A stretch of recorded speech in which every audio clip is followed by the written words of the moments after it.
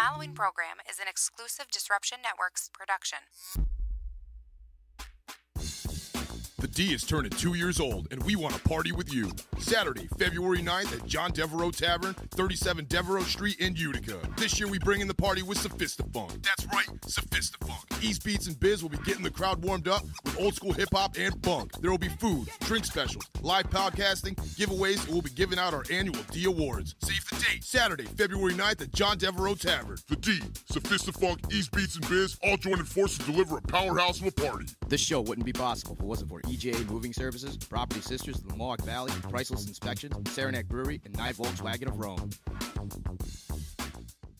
So you just bought your dream home, and now it's time to move. Let's face it, nobody likes to move. All the packing, unpacking, lifting, upstairs, downstairs, and broking everything, including your back. Let the professionals at EJA Moving Company take all the stress and pain out of your move. Competitively priced moving, relocation services, office moves, and complete packing and unpacking services. They work with everybody to make it simple and easy for you to move and relocate. Call EJA Moving Company at 315-335-0516. When it's time to relocate, have EJA Moving do all the work for you. Hit them up online, ejamoving.com. Hey, Disruption Network. This is Mike Sacco, the general manager at NYE Volkswagen of Rome. If you don't know me by name, it's only because you have not received the best deal. There's only one reason to leave Utica, and that's to come see me in Rome and get the best deal on your next new, pre-owned, or certified VW. Mention that you heard this ad from Disruption Network and receive $250 off your next vehicle purchase. You'll know why our customers say,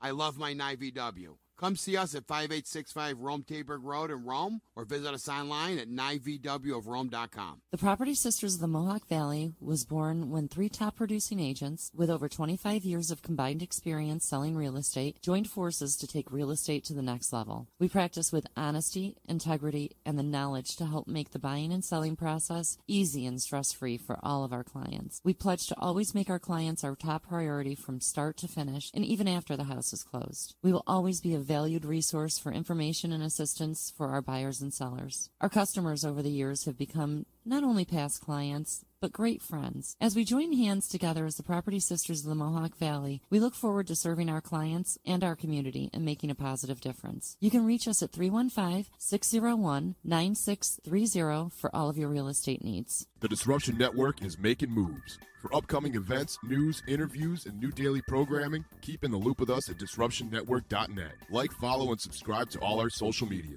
And check out all our podcasts on iTunes, Google Play, Stitcher, and Spotify. Get up on the D, DisruptionNetwork.net.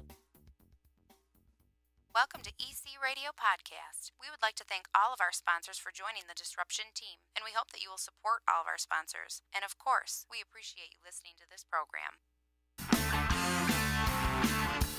EC Radio, Disruption Networks.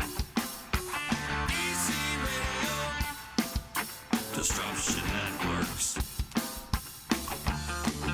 What's happening, everybody? DC Radio time. Time to disrupt your afternoons. Ha ha ha. Broadcasting high above the Todd Williams Broadcasting Plaza in the Applebox Studio Productions. I don't know, whatever. I'm just saying I'm breaking Todd's balls. It's EC Radio. Hope you're enjoying your Tuesday. You can follow along at DisruptionNetwork.net, as well as our YouTube and our Facebook and Instagram and Twitter and Periscope and all those freaking social media platforms that you all, including myself, are addicted to. How you doing? Hope you're enjoying your Tuesday. Before we get into anything, I got to give love and respect out to my man, Heath Marshall, for burning my ass today. We did a hot sauce challenge yesterday, and today I'm feeling that hot sauce challenge. I'll tell you, even my farts burn. Oh man, you gotta be careful. Yeah, watch out for that, man. Oh boy, it was pretty brutal. But if anybody's interested in checking out the festivities that we had here for the hot sauce challenge, you can go to our YouTube page and check it out. It was a lot of fun, and I'm looking forward to doing more of that stuff too. Before we do get into anything too, got to give love and respect out to the sponsors, EJA Moving, NYE Volkswagen in Rome, and of course our friends over at the Utica Coffee Roasters. Wake the hell up, Utica. That's what we're telling you to do here on EC Radio. Support your local businesses, people. That's what we do. That's what we do. We support local. NYE. It's cool. It's great. Yeah, NYE, man. And Rome, these guys are really, really cool. I mean, they sell quality stuff. And they back everything up, man. These guys are really, really cool. Every time, ever so often I'll bump into somebody that's looking for a vehicle, and somehow they end up at NYE. And, man, it's like they say, wow, that's really, really cool, because the people are cool. They're not pushy. They give it to you straight. Yeah, they exactly. They are. They give it to you straight really, over there. really cool people, man. So that's cool to see that. That's cool, NYEVWofRome.com if you want to check out their inventory. That voice you hear in the studio, Pat Maccaldi in the house with us, the Blobless Mob, if you will. That's right, yeah. Man, what a journey you've been on, my friend. Man, oh man, it's been totally ballistic. I'm telling you, especially since 2011, because 11 was when I had my gastric bypass surgery. So ever since then, it's been off to the races, just nuts. Well, let's back up first. Let's talk about childhood, growing up. Where did you grow up? You grew up in the Utica area? I grew up in, I was born in Adrian Terrace, which is in East Utica. Yep. And, I spent my, early, running around days as a child, right there in East Utica at, Adrian Terrace. So, I'm just running around through the, because it's all, it's projects down there. So it's really cool. And, most of my buddies were, Hispanic, Black, Asian. It was so cool. Very multicultural. Yeah, absolutely. And it was all cool, man. We all loved each other. It was like on a Monday, I was going over having lunch at a buddy's house, and I'd have different cuisine. You know what I mean? It's like over here, it's like soul food. These guys are cool, and I'm like, wow, this is great. And here I'm young, and I'm really I'm plugged into that. And then I like go over and. A buddy of mine who's Asian, Vi was his name, and he was a really, really cool guy. And I go over and I experience Asian food for the first time, and I'm like, wow, this is cool. And then, and I was just, and they'd come over to my place too. My mom would, be cooking something. Yeah, bring your buddies over. So they'd come over, and then we would go over. So it was really, really tight, man. It was really, really cool. Were you always the bigger kid? Yeah. I was basically always a pretty chunky guy, and but bigger than the normal kids. Yeah, growing up. Yeah, pretty much. I was always pretty chunky, and then as time went by, I would. Once I started driving, then the weights really started coming on and all that, and later on I wanted to get into wrestling, Did you wrestle in high school? No, I didn't do any wrestling in high school. Did you play any sports growing up? No, I did a little football, but my big thing was like heavy metal, and I was big into metal, and my early days for me was Manowar, Exodus, Exciter. Oh my goodness, man, Death. Pestilence, Carcass. That's with the really, really early days, and then I moved on to other bands like Metallica, Megadeth, and my goodness, just exploring music. Five Finger, the whole metal scene. Yeah, absolutely. Yeah. And when did you start playing music? I started playing. Actually, the very first album I ever bought was the Cars, Candio. You know what I mean? Yeah, it was just something I just bought, and I really bought the album because there was the chick laying on the car, and that was so cool, And I got to tell you a quick story about that. It's like I buy the album, right? And back then, buying albums was big at Sangertown Square. We had Record Town. Yeah. And Record Town is another place that was there, and I buy the Camelot Music. Camelot Music, thank you. Yeah, and that was it. And I was like, man, that is so cool. So I would go bounce back and forth, and but my very first album I ever bought was the Cars Candio. I bring it home, and I'm playing it on my record player and all, and my mom hides the LP because there's a chick laying on the car. So, she's like, there's some naked chick, So she gives me this big thing, this big speech. I don't want you growing up to be, into this pornographic world and blah, blah, blah. And she was all like, so she hid the, so it's like, man, I never got that back. I don't know what she did with it, but I never got it back, man. It was terrible. My mom's taking it, and it's like, oh, my God. But, then after that, the second album I ever bought was Manowar. Battle Hymns was the second album. And they're a regional band, right? Geneva area? Yeah. Geneva, Auburn. And Eric Adams on lead vocals and Ross the Boss on bass. And as a matter of fact, I met those guys at the Lost Horizon in Syracuse. Yeah, they were staples there for a while. Yep. And Scott Sterling, who ran the club out there with Greg. I forgot Greg Italiano. Yeah. Thank you. Yeah, he. Those guys. They got me to meet those guys. Oh, cool. Because they knew I was a big fan of Manowar. And they were, I met tons and tons of bands, DRI, Gore. So you were a Lost Horizon kid, just hanging out the Horizon all the time. Yeah, absolutely. Because how that all ran out was later on, I ended up working at Coleman's in Rome. I started spinning. What happened was I came in during a Benny Mardones show out at Coleman's in Rome, and there's Norm Coleman, and he's all running around. He's all like, ah, rah, rah, yeah, and his DJ called in sick, and he's all mad and everything. And, back then I didn't really know Norm that well, and so he's playing the music, spinning the music. It was just LP to LP back then. And he's spinning the music, and then, what happened was the record got to the end, and it was all dead silence. And so I just walked in there out of a whim, and I changed the record. And then Norm comes in after the record, and he goes, "Wow, you really know your stuff, huh?" And I said, "Well, I could do it." You change a record? Yeah, it's nothing to it. He Right. goes, "Well," you want to stay the night? And I go, "Yeah, I'll stay the night." So, I stayed the night, and, he paid me, I don't know, $50, $60 or something. And back then, I was pretty cool. I was cool with it because, it was like, here I was, young guy spinning the music, people coming in. They're all like, wow, they're all looking at me, hey, can you play blah, blah, blah, you know what I mean? Well, and when's Benny Mardones coming on and all this? And that was the night I met Benny Mardones, and I'm like, man, he's a cool cat, man. The guy comes in, hey, how doing there?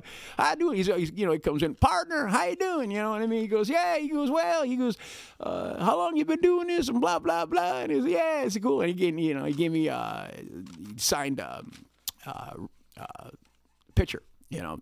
Promotional picture, and his manager comes in, and I forgot his name, but he was a good guy, and it was a really cool thing. So that's how it all started with me doing the gig at Coleman's, and then did you jump in the radio right from Coleman's, or were you being an inspired radio disc jockey before that, or how it all started was when I was, young, I can't remember. I think I was like 8 years old. I got for Christmas, my mom got me a little AM radio from Radio Shack. Back then, you can go to your local radio. Radio Shack was everywhere, and they, they had these little AM colored radios.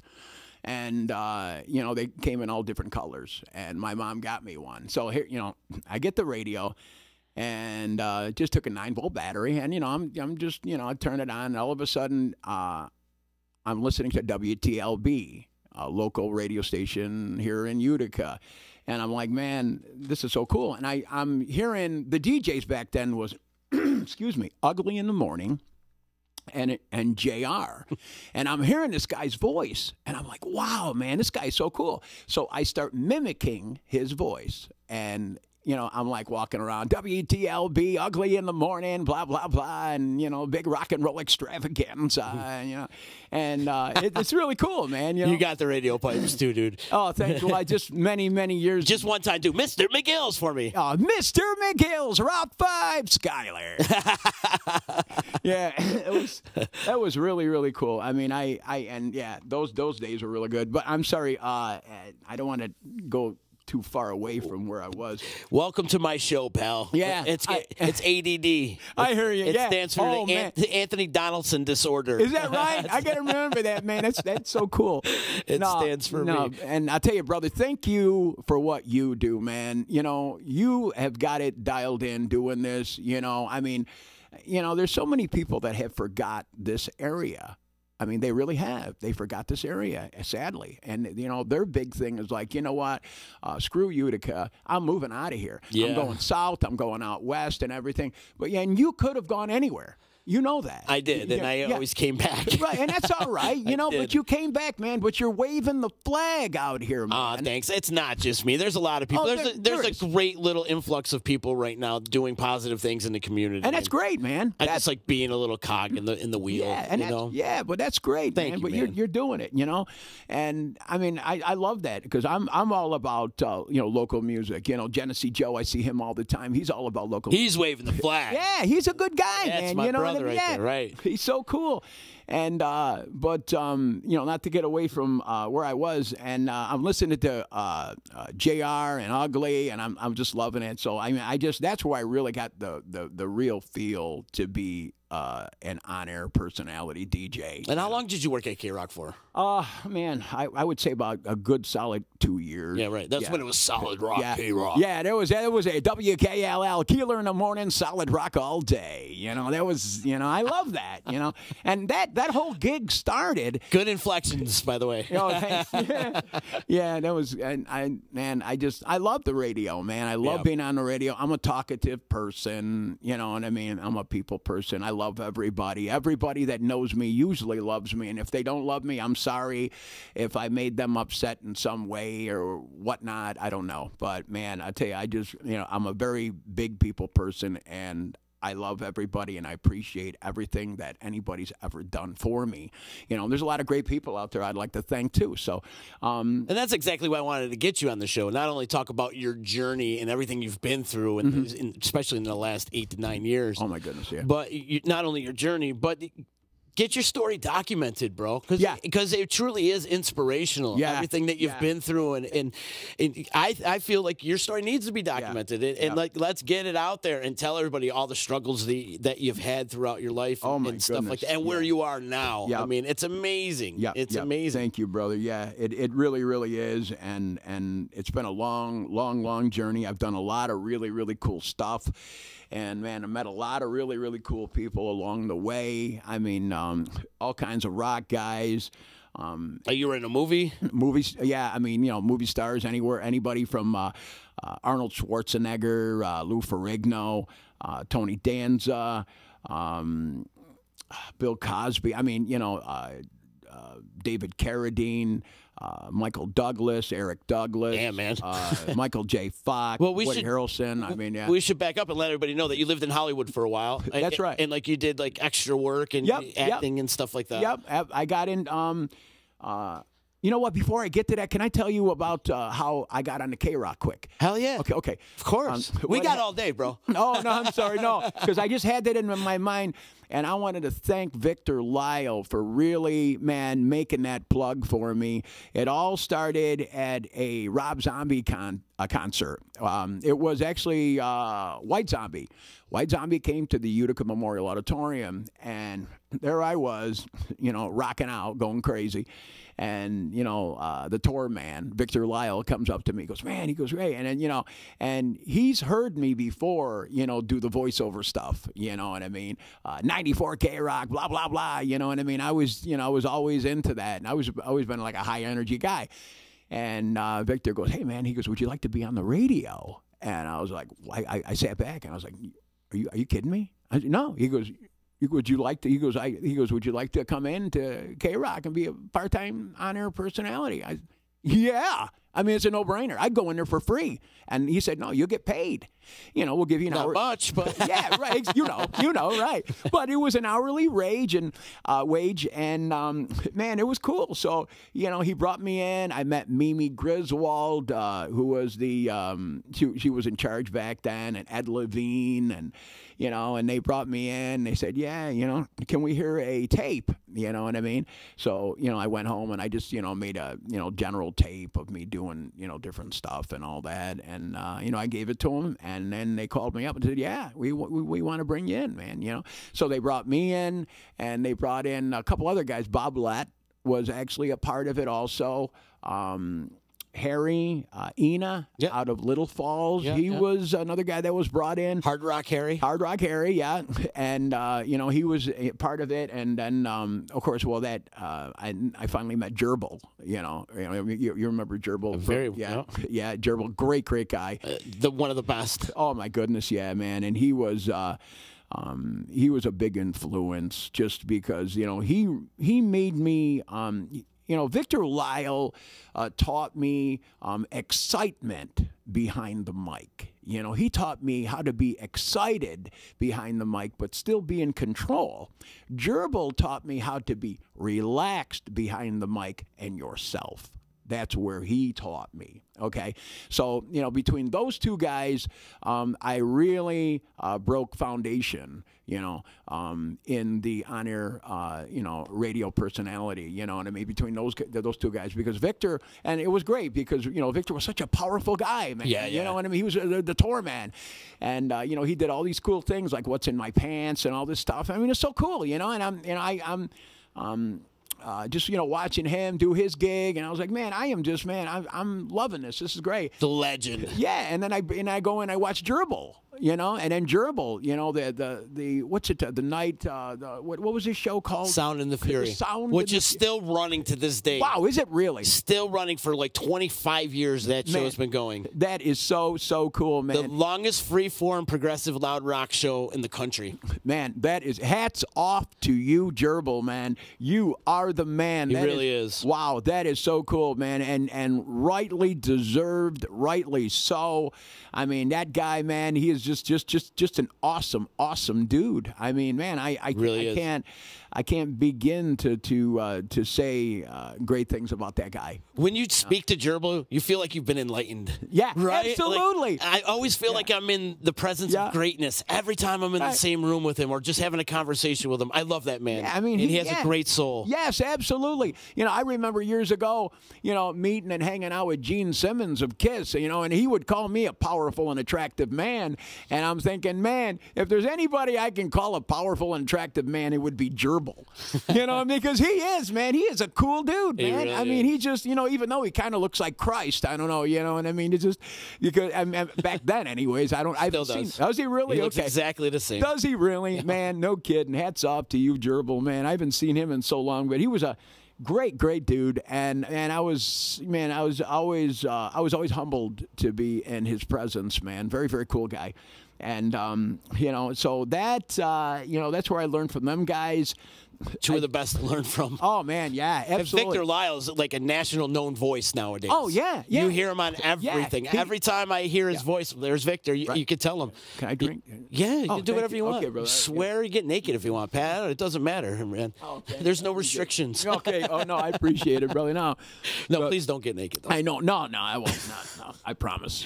Yeah, Victor Lyle, his voice is everywhere. I hear him on TV. Yeah. I hear him on podcasts. Water Safari. And he's just so cool, man. Every time I hear him, man, I'm like, wow, that is so cool. That's the tour man. That is the guy who broke foundation for me. I mean, he really, he brought me under his wing, man, because I wanted to get on radio really, really bad. And I remember the early days, on WOUR 96.9. Back then, it was, who was the early guy? Hirsch and Nelson. Yeah, Peter Hirsch. Peter Hirsch. Right. Yep.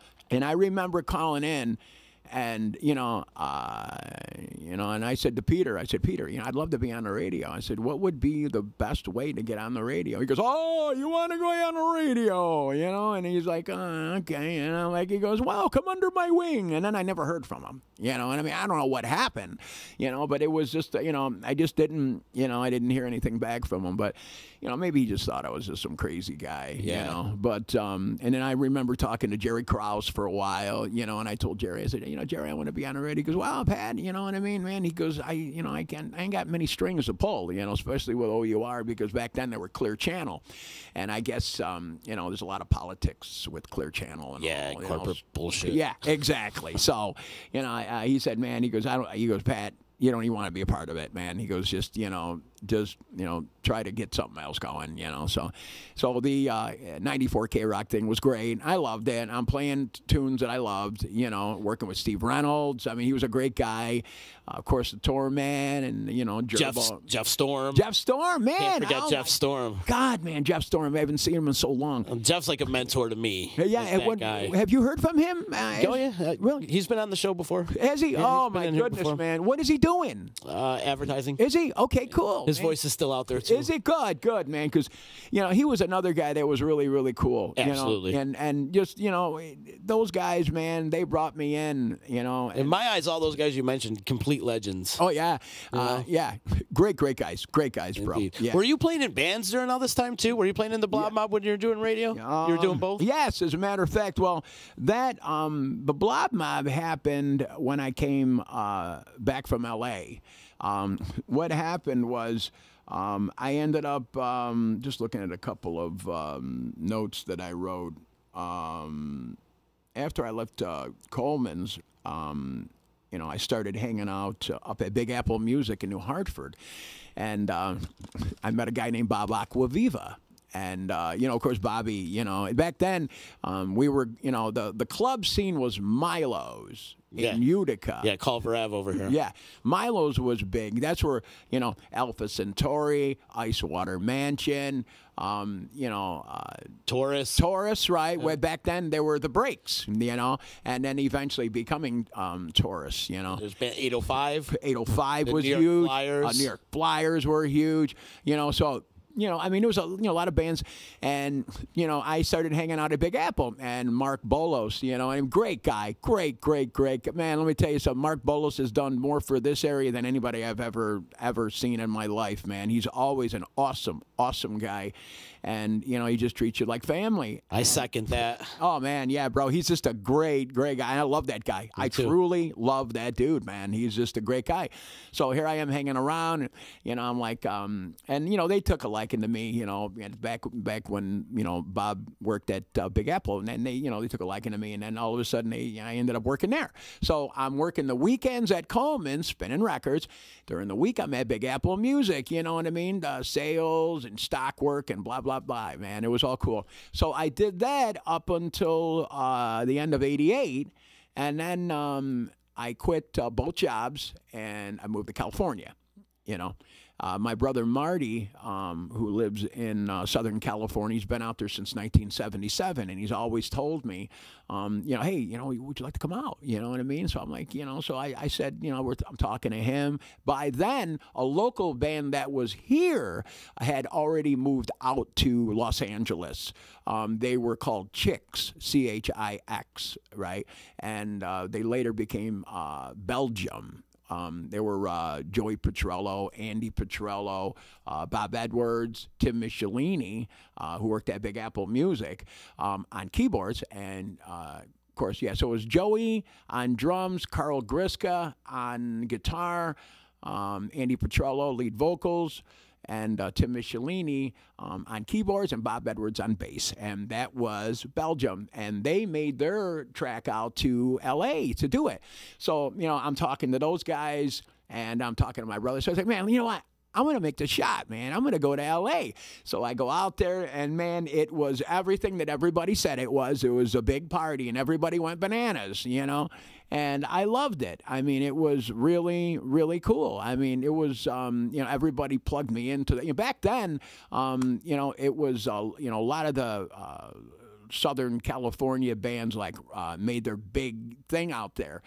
So here we are, we're hanging out with bands like Rat, Poison, oh my goodness, Warrant. All these guys are out there. Bullet Boys, all these 80s bands are all out there.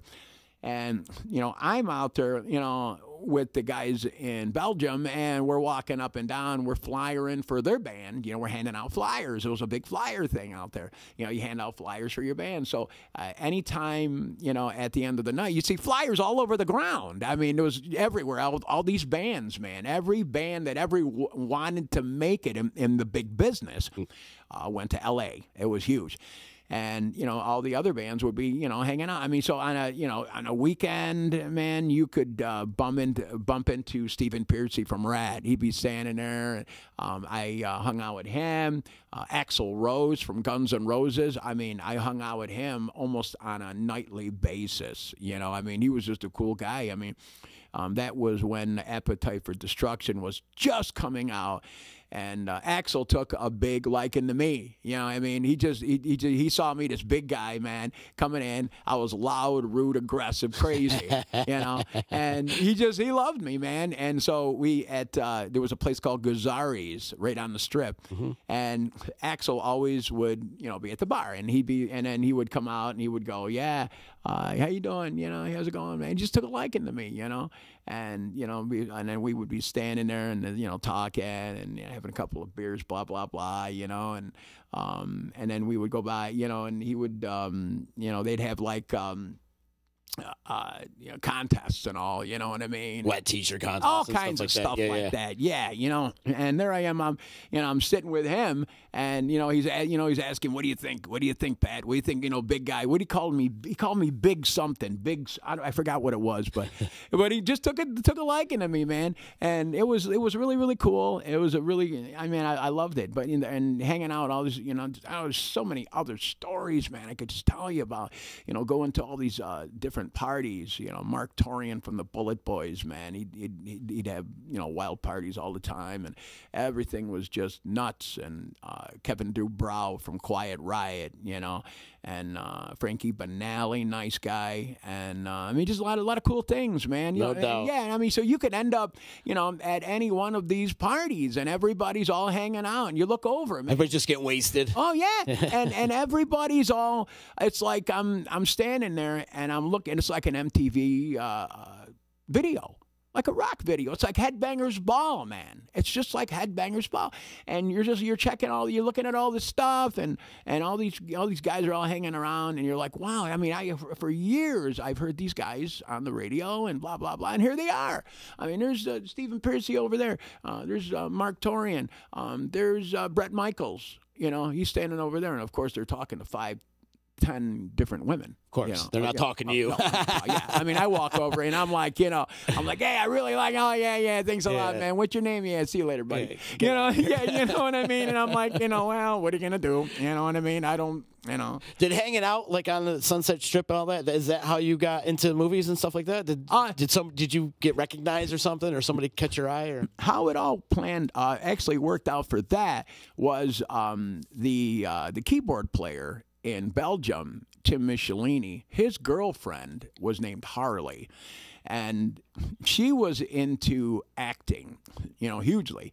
She was on soap operas and all kinds of different stuff, and she gave me a tip of where to go to, and which was this place called Central Casting in Burbank.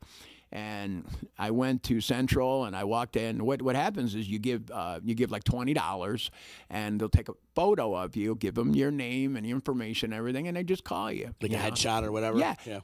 And they they bring you in and stuff like that. So I mean, and I did that, and instantly, like the very next day, my phone rings. And they say, yeah, okay, go down to wherever, somewhere's in Hollywood or something, and you're going to be you got to see this assistant director or something, and you're going to be either atmosphere or you're going to be a bit part guy. Bit part guy gets paid a little bit more money. He gets his own trailer, kind of, and he's just he's kind of like a little bit more than an extra. You know what I mean? Instead of just atmosphere. So, you know, a lot of times it would just be, you know, I'd be a guy walking down the street. But since I was a large guy, I'm kind of that kind of, you know, I'm kind of more, you know, more.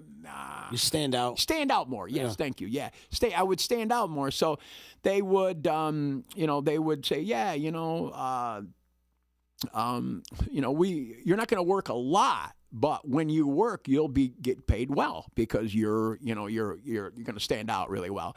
So that's where that kind of, you know, worked out. So, but a lot of times I would be in, you know, the atmosphere. I'd be in a crowd or, you know, like that. Like when I did the Finelli Boys on NBC, that was a bit part. That was a really, really cool part because I played a crazed hockey fan. Did you? Yeah. What happened was I was Joe Montalbano. Hope I pronounced that guy's name right. But anyways, he's also a B actor in a lot of Tommy Lee Jones movies, like The Fugitive, and another movie that Wesley Snipes was in. I can't remember the name of it, man. But anyways, Joe was the B actor to Tommy Lee Jones, and he was in the Finelli Boys with this other guy, and I forgot the guy's name, but there were two really, really cool guys, and there were the set was two guys from Brooklyn, I think lower part of New York City, and you know just kind of doing their thing and everything like that. Anyways, fast forward. We're at a hockey game, and I'm sitting in the bleachers, right? And the whole idea is I took. Because I'm a larger guy, all right, I took their seats, okay? So they're coming down, right, and they're, you know, everybody's, and there's, you know, the atmosphere is there and all that. And I go ahead and, I take their seats, right? And they walk down, right, and they got their tickets, right? And the ticket, you know, the usher goes, yeah, well, you seat E51. And, you know, they come down and they're like, and he looks at him, he goes, this guy's already got our spot, man. He's a pretty large guy, and I don't know what do you want to do. And he goes, well, just tell him to get out of there, man. Just listen, get him out of there. And he goes, all right, he's a big guy, man. I don't know, you know, right? So Joe, you know, looks over. He goes, excuse me, sir. And you know, the director told me, listen, be really aggressive with these guys. Okay, you don't want to give this up. Okay, but there's only one thing that's going to give up your spot is half-price hot dogs at the mezzanine, okay, at the snack bar. Right? Okay. So that's how it all, you know, and I mean, what happened was, you know, fast forward, you know, in that part, you know, they got together and they go, listen, we got a great idea. We're going to go up and tell the announcer to go ahead and announce half-price hot dogs. This guy's out of there, man. We got our seat. It's that simple, man. Let's do it. You know. So they went up and they told the guy, listen, can you know what I mean? And you know, and the guy goes, yeah. He goes, listen, you know, and here's you know, and they go, all right, no problem. So all of a sudden, half-price hot dogs at the snack bar right now. And then I, you know what I mean? The camera comes right up on me, right? And I go, wow, you know what I mean? And I'm like, and I just get up and I start running up the thing and I go, see, I told you, man. I told you, dummy. See, that's all you had to do. A couple of hot dogs and we got rid of the guy. You know what I mean? It's simple. So, you know, that was... that was like an NBC special or something? Yeah, there was the Finelli Boys back on NBC. It was late 80s. Late 80s? Yeah, late 80s. And the Joe Finelli Boys? I know, yeah. You know, I know. You know, when I came back, too, I told Joe that, you know, and Joe you got a kick out of it. He goes, yeah, I know. He goes, you know how many people come up to me and tell me the Finelli Boys, are you related to the Finelli Boys?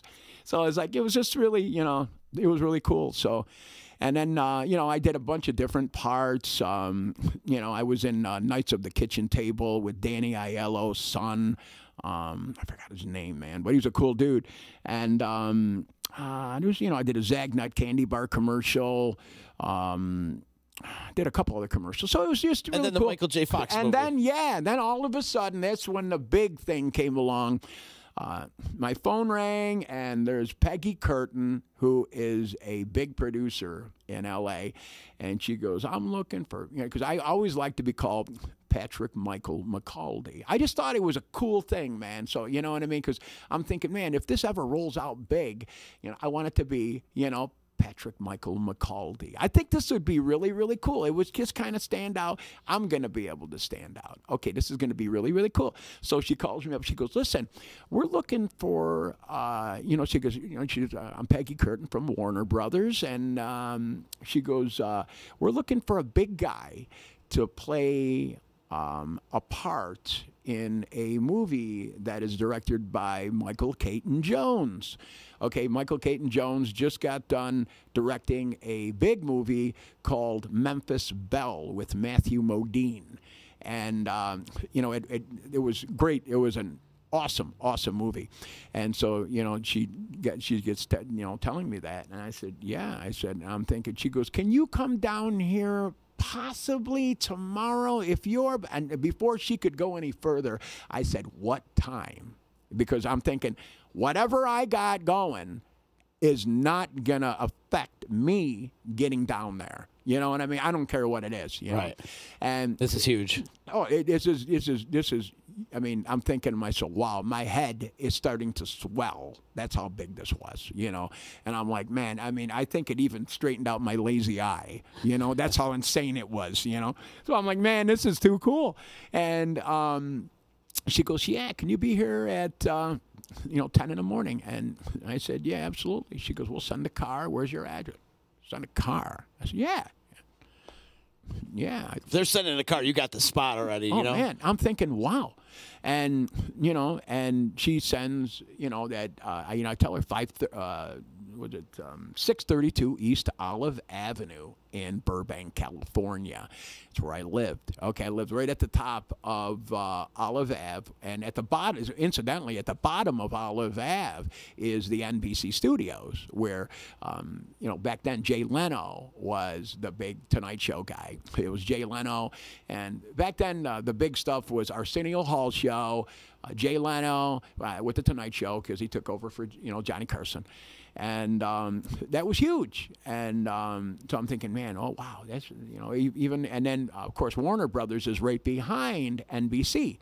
So I'm thinking, man, okay, wow, this is, man. So sure enough, 10 minutes to 10, the very next morning, here comes a big shuttle van. Nice shuttle van, man. The guy comes in, he's wearing a black suit, man, like, nice guy. And he goes, yeah, Mr. Maccaldi. And I said, yeah. I said, yeah, I'm here to pick you up. I said, yes, sir. So I go in, I get in the van, and, we go down the hill, man, and, down right in, and we go, and we come right into Warner Brothers, and I'm thinking, man, wow, I'm peeing my pants, right? I'm trying to hold this all back, man, because I'm thinking, wow, this is huge. This is huge, man. I am about to hit the big time. I'm thinking, man, wow, what's, and all of a sudden I'm thinking, man, where can I spend my first million? You know what I mean? You're already thinking that. Yeah, I'm already thinking that, because, I'm that. How old are you at the time? I'm 20. Oh, wow, you're still in your 20s. Yeah, I think 24. Oh, you're a kid still. Yeah, exactly. Mm-hmm. So I'm not, so I think I was 24, 25, something like that. But anyways, yeah, so, I go into the door, and it's a trailer. And she, Peggy Curtin's right there. She comes in. There's this big table, long. And Michael Caton Jones and his wife is with him. And I guess they work together. And there's Woody Harrelson and Michael J. Fox. And the Susan Salt was the actual assistant producer on that. So Susan Salt, she gets up, Mr. Maccaldi, how are you, blah, blah, blah. And she comes in, right, and she goes, okay, we're looking for Wendell Barnes, right? And I'm thinking, who, because, as soon as I come in, I hear Wendell Barnes, Wendell Barnes, they're all saying, well, that's Wendell Barnes, right? All right. So I'm like, okay, that's cool. All right, so they bring me in, and Susan goes, yeah, she goes, we're looking for a guy. He is a crush, okay, on the co-star in our movie, which is called Doc Hollywood. And she goes, okay, you're going to be you're gonna have a crush on Bridget Fonda, okay? And Bridget's right there, And they explain it all to me, They break it all down, and they got the whole scene. These guys got it down, man. Oh, yeah. I mean, they break it all down, and they said, yeah, you know what I mean. You're gonna be Sweatless Wendell Barnes in this fictitious town called Grady, South Carolina. Okay, which it's part of South Carolina and everything. What happened was Doc Hollywood was filmed 3 months in South Florida, 4 months in Northern California. Well, actually, Southern California, the northern part of Southern California, which was called Placerita Canyon back there. Back then, they changed it all around now, but it was owned by Disney, and it was the Golden Oak Ranch. That's where Doc Hollywood, the main part of Doc Hollywood, was all filmed and all. And they, they explained everything to me. Wrote down all my instructions and all, and I,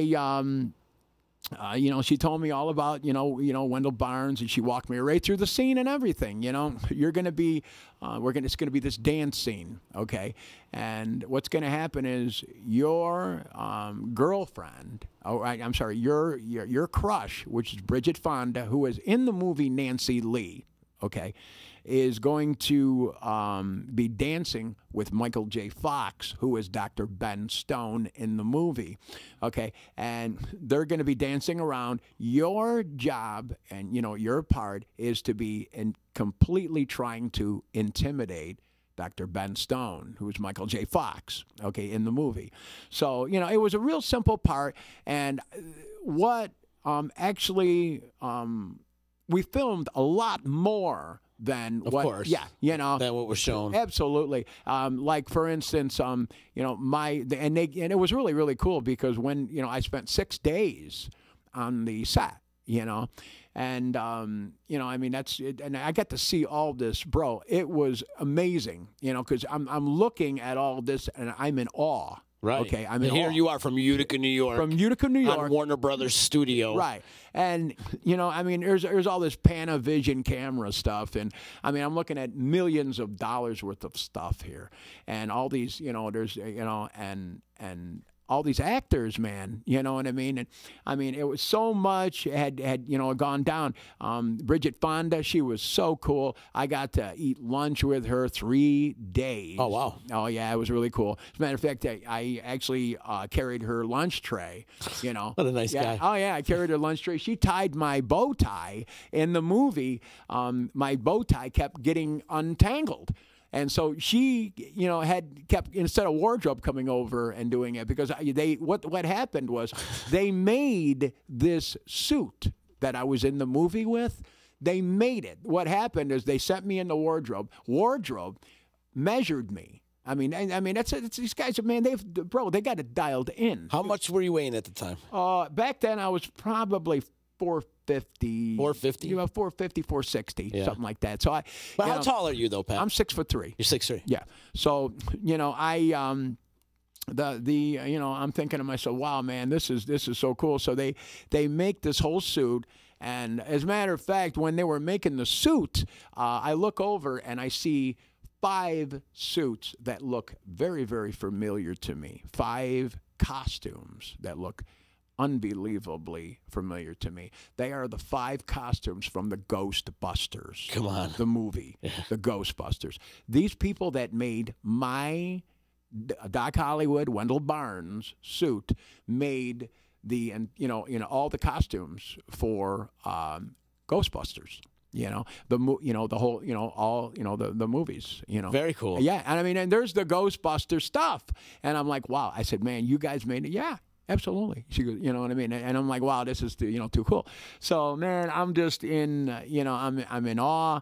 So much is going down. And, man, I'm telling you, when they yell action, man, there's like a switch that goes off in your head, because I'm watching everybody doing their part. okay? And I'm seeing the movie as it's, the 6 days of what I saw, and I'm watching this, and I'm watching a lot of parts and everything. Like, for instance, there's a part in it right before my part in the movie where they're at it's because there's this big carnival. Okay, it's a Grady Squash Festival carnival, all right, and they bring in a whole carnival. As a matter of fact, Warner Brothers brings it in, and I'm like, man, this is too cool, And there's so when those rides are going, there's nobody on the rides. It's a great budget they have. Oh, it's amazing. I mean, and it's like there's nobody on the rides and everything. But anyways, getting back to, my part, the part right before me, there's a shooting gallery part, okay? And the guy that's in that is Dan Charles, okay? Now, Dan Charles may not be a familiar name to a lot of people, but his part that I'm going to tell you about in another movie, you're going to be very, very familiar with. Dan Charles was the pizza delivery guy in Home Alone. Oh, okay. Uh-huh. Remember with Little Nero's Pizza? He was the guy that pulled up in the car that knocked the statue down, walks in, and he's standing next to Joe Pesci, right? And he's got all the pizzas. That's Dan Charles. Gotcha. Okay. Dan Charles's trailer was right next to mine. Dan had a large part that was completely edited out of the movie. And as a matter of fact, I don't even think Dan Charles ended up in the credits on the movie, along with me. I didn't end up in the credits either. And the reason is... You didn't end up in the credits? No, I didn't end up in the credits. And, this is a stupid thing. I didn't have PR back then. I didn't know. You're just doing it on your own. There you go. I didn't know what PR was. If I had public relations, okay... or a manager. I would have got my name in Doc Hollywood because, when it came out, it was really, really cool. Back then, when Doc Hollywood came out, the cinemas at Sangertown called me up and they said, hey, we heard that your movie's coming out and would you like to come in and, we'll send you a limousine and bing, bing, bing, and you can come and, for the premiere of your movie, Doc Hollywood, and I mean, this is a little bit part, man, you know what I mean? But these people. Plus, you're 24 years old, too. Yeah, you're still a kid. Yeah, exactly. You didn't know any better. No, man. So, I didn't know that. But, because, I called up, management after I saw the movie. And I said, listen, man, there's my name's not in the credits. What's going on? They go, yeah, because the reason is because you didn't have PR. You got to have a manager. You got to have representation. Believe me, it always starts with representation. If you go to be an actor, make sure you have representation, a speaker for you. If you go in there all blinded, like you don't, like, hey, man, I want to be a movie star. I want to be, you know what I mean? You're going to get the shaft. That's exactly right. You're going to, because you don't go in there prepared, man. You're not prepared. Always have representation, which will be an advocate for you, that will speak for you. Because what happens is, all these big stars, they got PR. Right. Guys like John Candy, right, Chris Farley, all these big, these other actors, and I'm just speaking as in large guys, anyways. But yeah, what I mean? Because those were the guys that I'm thinking, man, you know what I mean? This is too cool, And incidentally, my brother Marty lives in California. He's a federal agent, lives in Southern California. He's good friends with Jay Leno, who did The Tonight Show. They're both, Jay Leno's a big car buff, right. And he's got like hangars of cars and vehicles up in Palmdale, California. And my brother lives in Lancaster, which is not far from Palmdale. And so, on a regular basis, he'll go over, Jay will, invite him over to, hang out and meet with his mechanics and, just, hey, Marty, you want to come over anytime? I mean, Jay took a real liking to him. That's cool. Yeah. And so that was really, really cool. And, getting back to the, Southern California thing, it was great. I loved it. But, with that came, a lot of responsibility. My head swelled. And at the same time, my weight is spiraling out of control. Did you have a thyroid issue? No, I didn't. Yeah, you know what? A lot of people came to me, Pat, get your thyroid checked. You know, Tony Torres, you know, one of my best friends, blood brother of mine, he, you know, said, Pat, go get your thyroid checked. And, you know, back when I was a large man living in Clinton, you know, I went, had it checked, and they said, no, it's fine. It's not. Came back negative. I had it checked again through a different doctor. Came back negative. So that wasn't, you know, so, you know, they really never nailed it, you know, what it was, you know. But I know when I came back from California at the end of, 91, you know, I was just, my weight was out of control, man. It was nuts. It was just totally ballistic.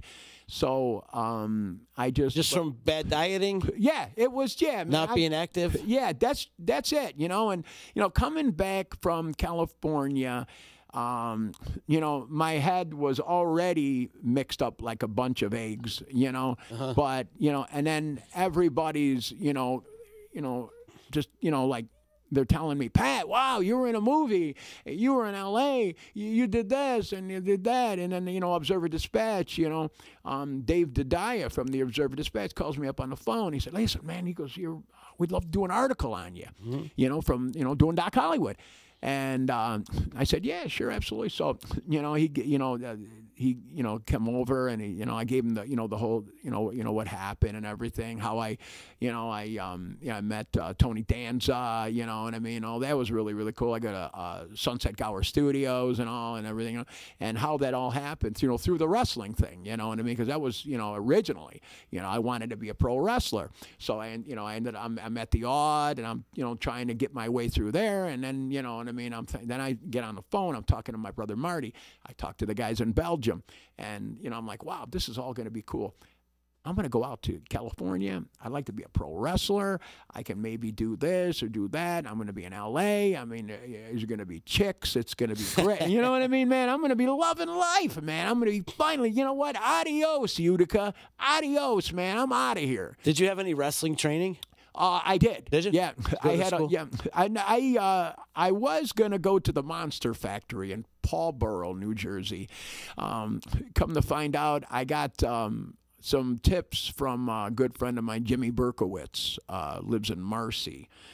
His brother Jeff, two fellow lunatics from the area. Good guys, man.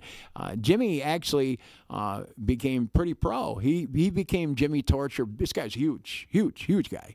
And Jimmy ended up moving to South Florida, and he got into a bunch of wrestling down there, and that really triggered me, man. I was like, wow. So I found out that there was another a Monster Factory out in Van Nuys, California. So I'm like, well, all right, look, I'm going to line these ducks up, man. I'm going to see where I can go with all this. You know what I mean? So when I get out there, at least I'm going to try this. I'm going to try that. I'm going to try that. Bump.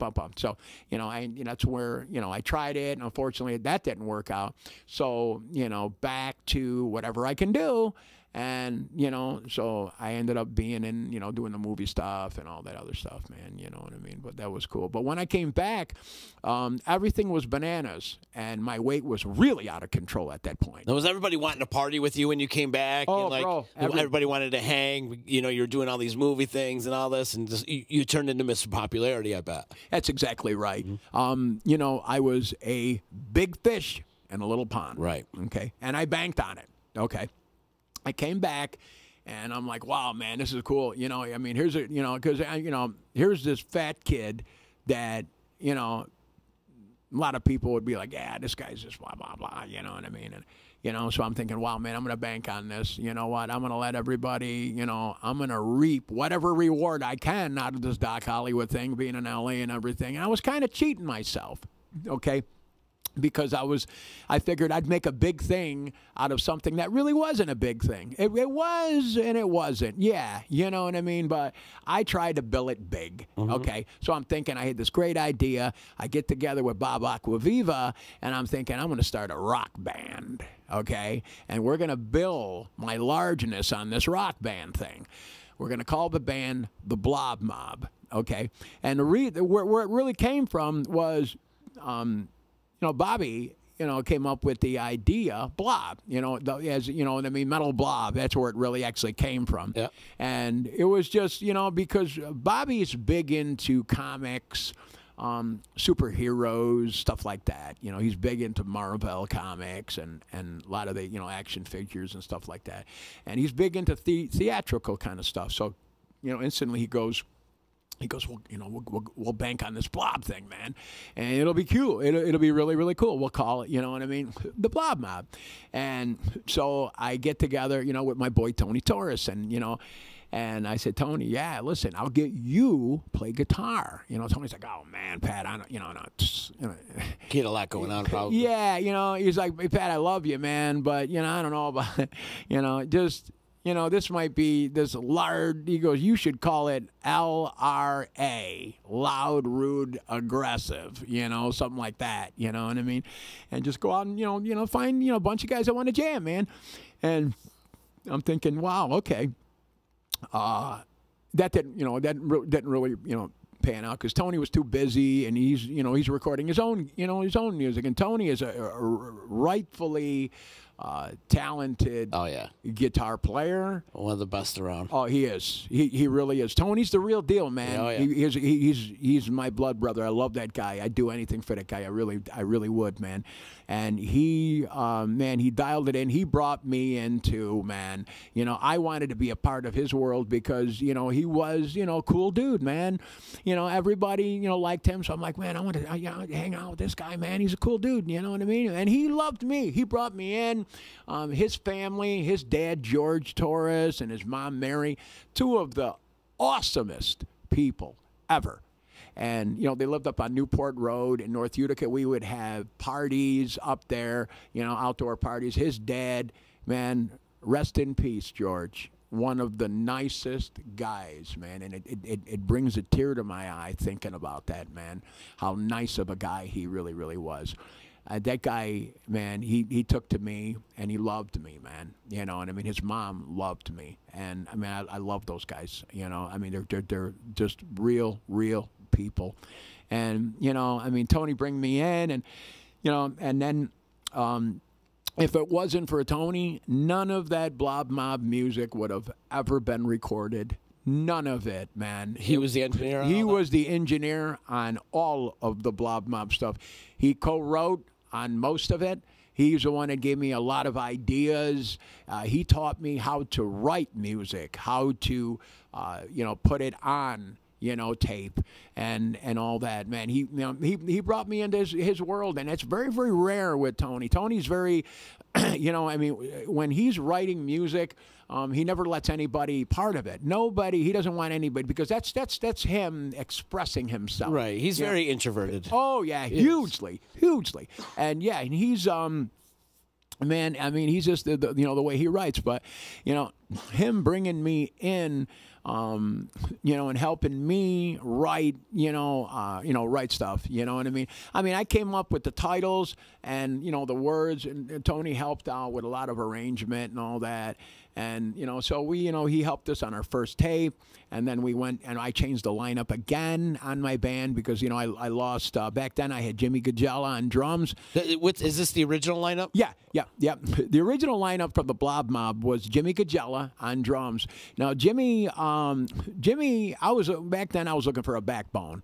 And I approached Jimmy, who was good friends with another friend of mine, Johnny Gagella, and his older brother, BG, owned a gas station on Route 5 in Yorkville, right on the truck route there, called Barney Service Station, Barney's Mobile. And so he went and I'm trying to back up here, man. And I approached Jim, because Jim was in another rock group called Sweet Cheetah. And, he was doing that gig with Ian Darvo and a bunch of other things, And so I went to Jim. I said, Jim, listen, I'm looking for a drummer, and, and in order to get him interested, I had to drop Tony Torres's name. That was the only way, you know what I mean? Because as soon as I said, I think I got Tony Torres on guitar, you know. And, you know, if Tony heard me say that, he would have got pissed off, you know. He would have got all upset, man, you know, because, you know, I actually had to drop. And I did that. I did that occasionally, you know, just to get people. I said, well, you know, Tony, I think I can get Tony involved, you know. And, you know, Tony would hear me say it because it's like, man, you know, Tony's, you know, he thinks of me like a, you know, like a little brother, man. And it's like, oh, man, what's this guy got going on now, you know? So it's like, man, I think I got Tony involved, you know what I mean? And so Jimmy's like, really? Wow, man, yeah, Tony, man, you know, he's thinking Taurus, he's thinking the brakes, he's thinking all this stuff, man. He's like, this could be big. Okay, yeah, no problem. So I get Jimmy involved, right? So I'm looking for bass players, right? And so I start looking around, and all of a sudden I bump into this guitar player from East Utica named Ricky Zumbo, and you know, he goes, well, he goes, yeah, I'm just talking, you know, in relative, because, you know, the whole idea was really try to get Tony on guitar, right? But I'm thinking, man, Tony's not going to join, right? So Rick goes, well, because I originally asked Rick, you know, we're just talking. I met him, I think, at Big Apple. And I said, listen, man, I said, I'm looking for a bass player. He goes, I know this guy lives in Gloversville, New York, man. He's a real solid bass player. This guy, Joe Pasiola. He's really good, man. And left-handed guitar, left-handed bass player. And he's real good, man. You really, really like this dude, man. So here's his number. Give him a call, man. Give him a call. So, you know, I said, yeah, okay, yeah, I'll get back to you, Rick. No problem, man. So I called him up. And then, you know, Joe said, yeah. He goes, you know, yeah, I'll. I said, yeah, well, I'm, you know, he goes, and Joe instantly goes, he goes, do you have a guitar player? And I said, well, I really don't, but I do. I think I got somebody. He goes, well, if you're not sure, I got this one guy who plays Ace Frehley in a Kiss tribute band called Hotter Than Hell. Okay, and I can bring him on, bring him along. His name is Scott McCluskey. So I'm thinking, oh wow, okay. So I said, well, you know what, Joe, I'll let you know. You know what I mean? Let me, you know. So I finally go back to Tony one more time, and I say, Tony, listen, man, I got a drummer, Jimmy Gagella. I got a bass player, Joe Pasiola. I just need you on guitar, and I'll sing, right? And then, you know, I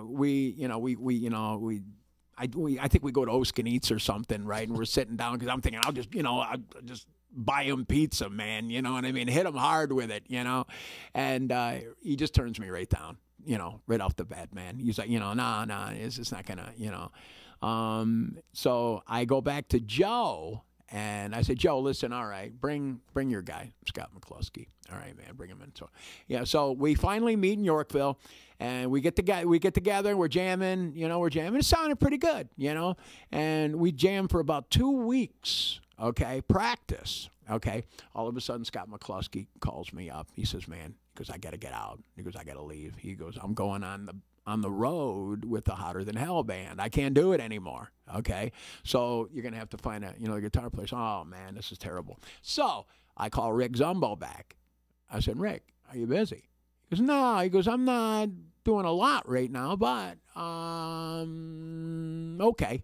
So, you know, so Rick comes in, and you know, Rick's a speed metal guy. Yeah. You know, he's all right. I'm like, oh my goodness, how am I gonna slow this guy down, man? This guy's crazy, you know. So, you know, we finally get it dialed in, and it's all really, really good. And we end up, going back to Tony. We record our first tape. And it was cool, man. We had a really cool, it was good, but it was slowly killing me, bro. It was just because I was... Were you partying a lot, too? Oh, yeah. You know, a lot of drinking, a lot of craziness, a lot of foul language. Did you do drugs back in the day? Yeah. Well, I was addicted to pain pills. Were you? Yeah, I was heavily addicted to pain pills. And I had to... later on in life, I had to seek help, on that. Yeah. And man, I gotta praise God that he took that all away from me. You know what I mean, bro? I mean, I had to turn to God on all. How long were you addicted to opiates for? Oh man, well, let's see. I was bedbound from 2001 to 2008. So that whole time you were bedbound, you were popping pills. Oh yeah. Oh wow. Oh yeah. I went to my doctor and I was just, I said, hey, I got, some general pain. Here, and she put me on 2 hydrocodone a day. And that was it. There you go, man. That's all it took. 2 hydrocodone a day. 2 little 5/500s. Okay, and that's all it took. And then all of a sudden, oh boy, I take this thing called hydrocodone. Wow. Man, I loved it. I loved it. Give me more. Give me more. Give me more. So I go back to my doctor. I got a lot of pain now. Oh, man, doc, let me tell you, I can't even sleep at night. I got a lot of pain. Okay, Pat. Wait, and then back then, it was call it, write a script. It was that simple. Not like today. Today is crazy. Yeah, you got to jump through hoops. Oh, man, you got to jump through fiery hoops. How much did you weigh at this point? I was, let's see, when I was doing the block mob, man, I was between 650 and 700 Holy pounds. shit. Oh, yeah, I was huge. Oh, yeah, I was very, very big. And how do you weigh yourself, though?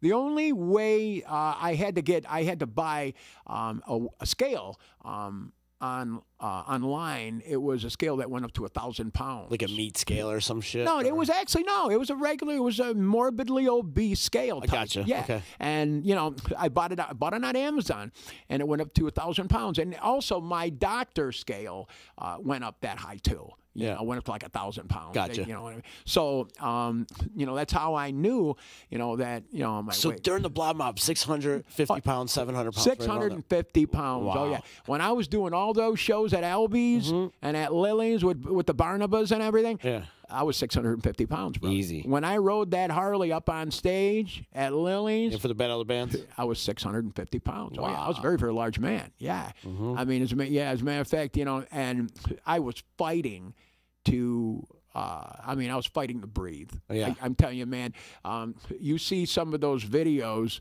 when I'm up there on stage and I'm singing, I'm literally fighting to breathe. I can't breathe. And then sing, too. And then sing, Right. too. Okay? So a lot of times I would turn around and I would lean up on Jimmy's cymbal stands. I would lean on his stands because, a lot of people think that I was rocking out. I was trying to breathe, man. I couldn't breathe. And I mean, I'm blacking out back and forth. Wow. Oh, yeah. Plus, it's a hot, sweaty club. It's full of smoke because yeah. they're smoking allowed Yeah. back then. Oh, yeah. It's steaming. You must have been dripping full of sweat. Oh, my goodness. Yeah. I mean, it was Tony. It was insane.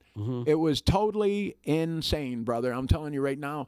I mean, And you were doing it on a nightly basis, right? Oh yeah, Yeah. yeah. I mean, at the end of those LB shows, a lot of people didn't see me. Well, I went out back while the band was partying up front. Okay, with the the people. I was out back, laying on the floor, fighting to stay awake because my heart was under so much stress. Wow. From being that big. As a matter of fact, you can ask LB Pagan, who owned Albies in West Utica. I mean, how many times, LB would come back and check on me. Him and Sherry, his wife Sherry back then. They would come back there and they would say, Pat, you're all right. You know what I mean? And Sherry's rubbing my back, making sure I'm okay, man. You know what I mean? When you were that kind of weight, what did you do to prep for a show like that? Did you have any kind of preparation for a show? Oh yeah, yeah, absolutely. You have to with stuff like that. I mean, I would just, I would just psych myself up, man. I mean, I would, a lot of times I would hang out with Ian, and Ian is another. Lead vocalist also. Back then he was in Sweet Cheetah and, a few other different bands. And Ian is a very physically fit person. So he is, he knows, how to, adrenalize on stage and everything. So I would get a lot of tips from him, how to, what I mean? So I would just basically just psych myself up, what I mean? I'd walk up and down, the sidewalk outside, what I mean? And I had an inhaler, you know what I mean, for my lungs, you know what I mean, albuterol inhaler. Wow. And I would just hit the inhaler, you know, just to get my lungs psyched up, you know. And of course the pain pills, you know what I mean, really kind of dragged in it too. And, you know, a lot of people, I was hiding that pain pill addiction, Right. you know. At that time, you know, I grew into a bigger pain pill called Opana. That was when everything was just really, really ballistic. I mean, here I am. I mean, I'm popping Opanas, which is like the very top of the pain pill list. I mean, it was just huge, you know, and you know, I would hit that stage, man, and you know, everything would just, you know, and we would go, and then at the end, man, it was just like I'm fighting for my life is what I'm really doing. During that time, did you ever think about losing weight or getting into some kind of oh my goodness, regimen or something like that? Or absolutely. Or were you just kind of sticking to that whole blob theme and you were just rolling with that? Yeah, I mean, a lot of people have tried to,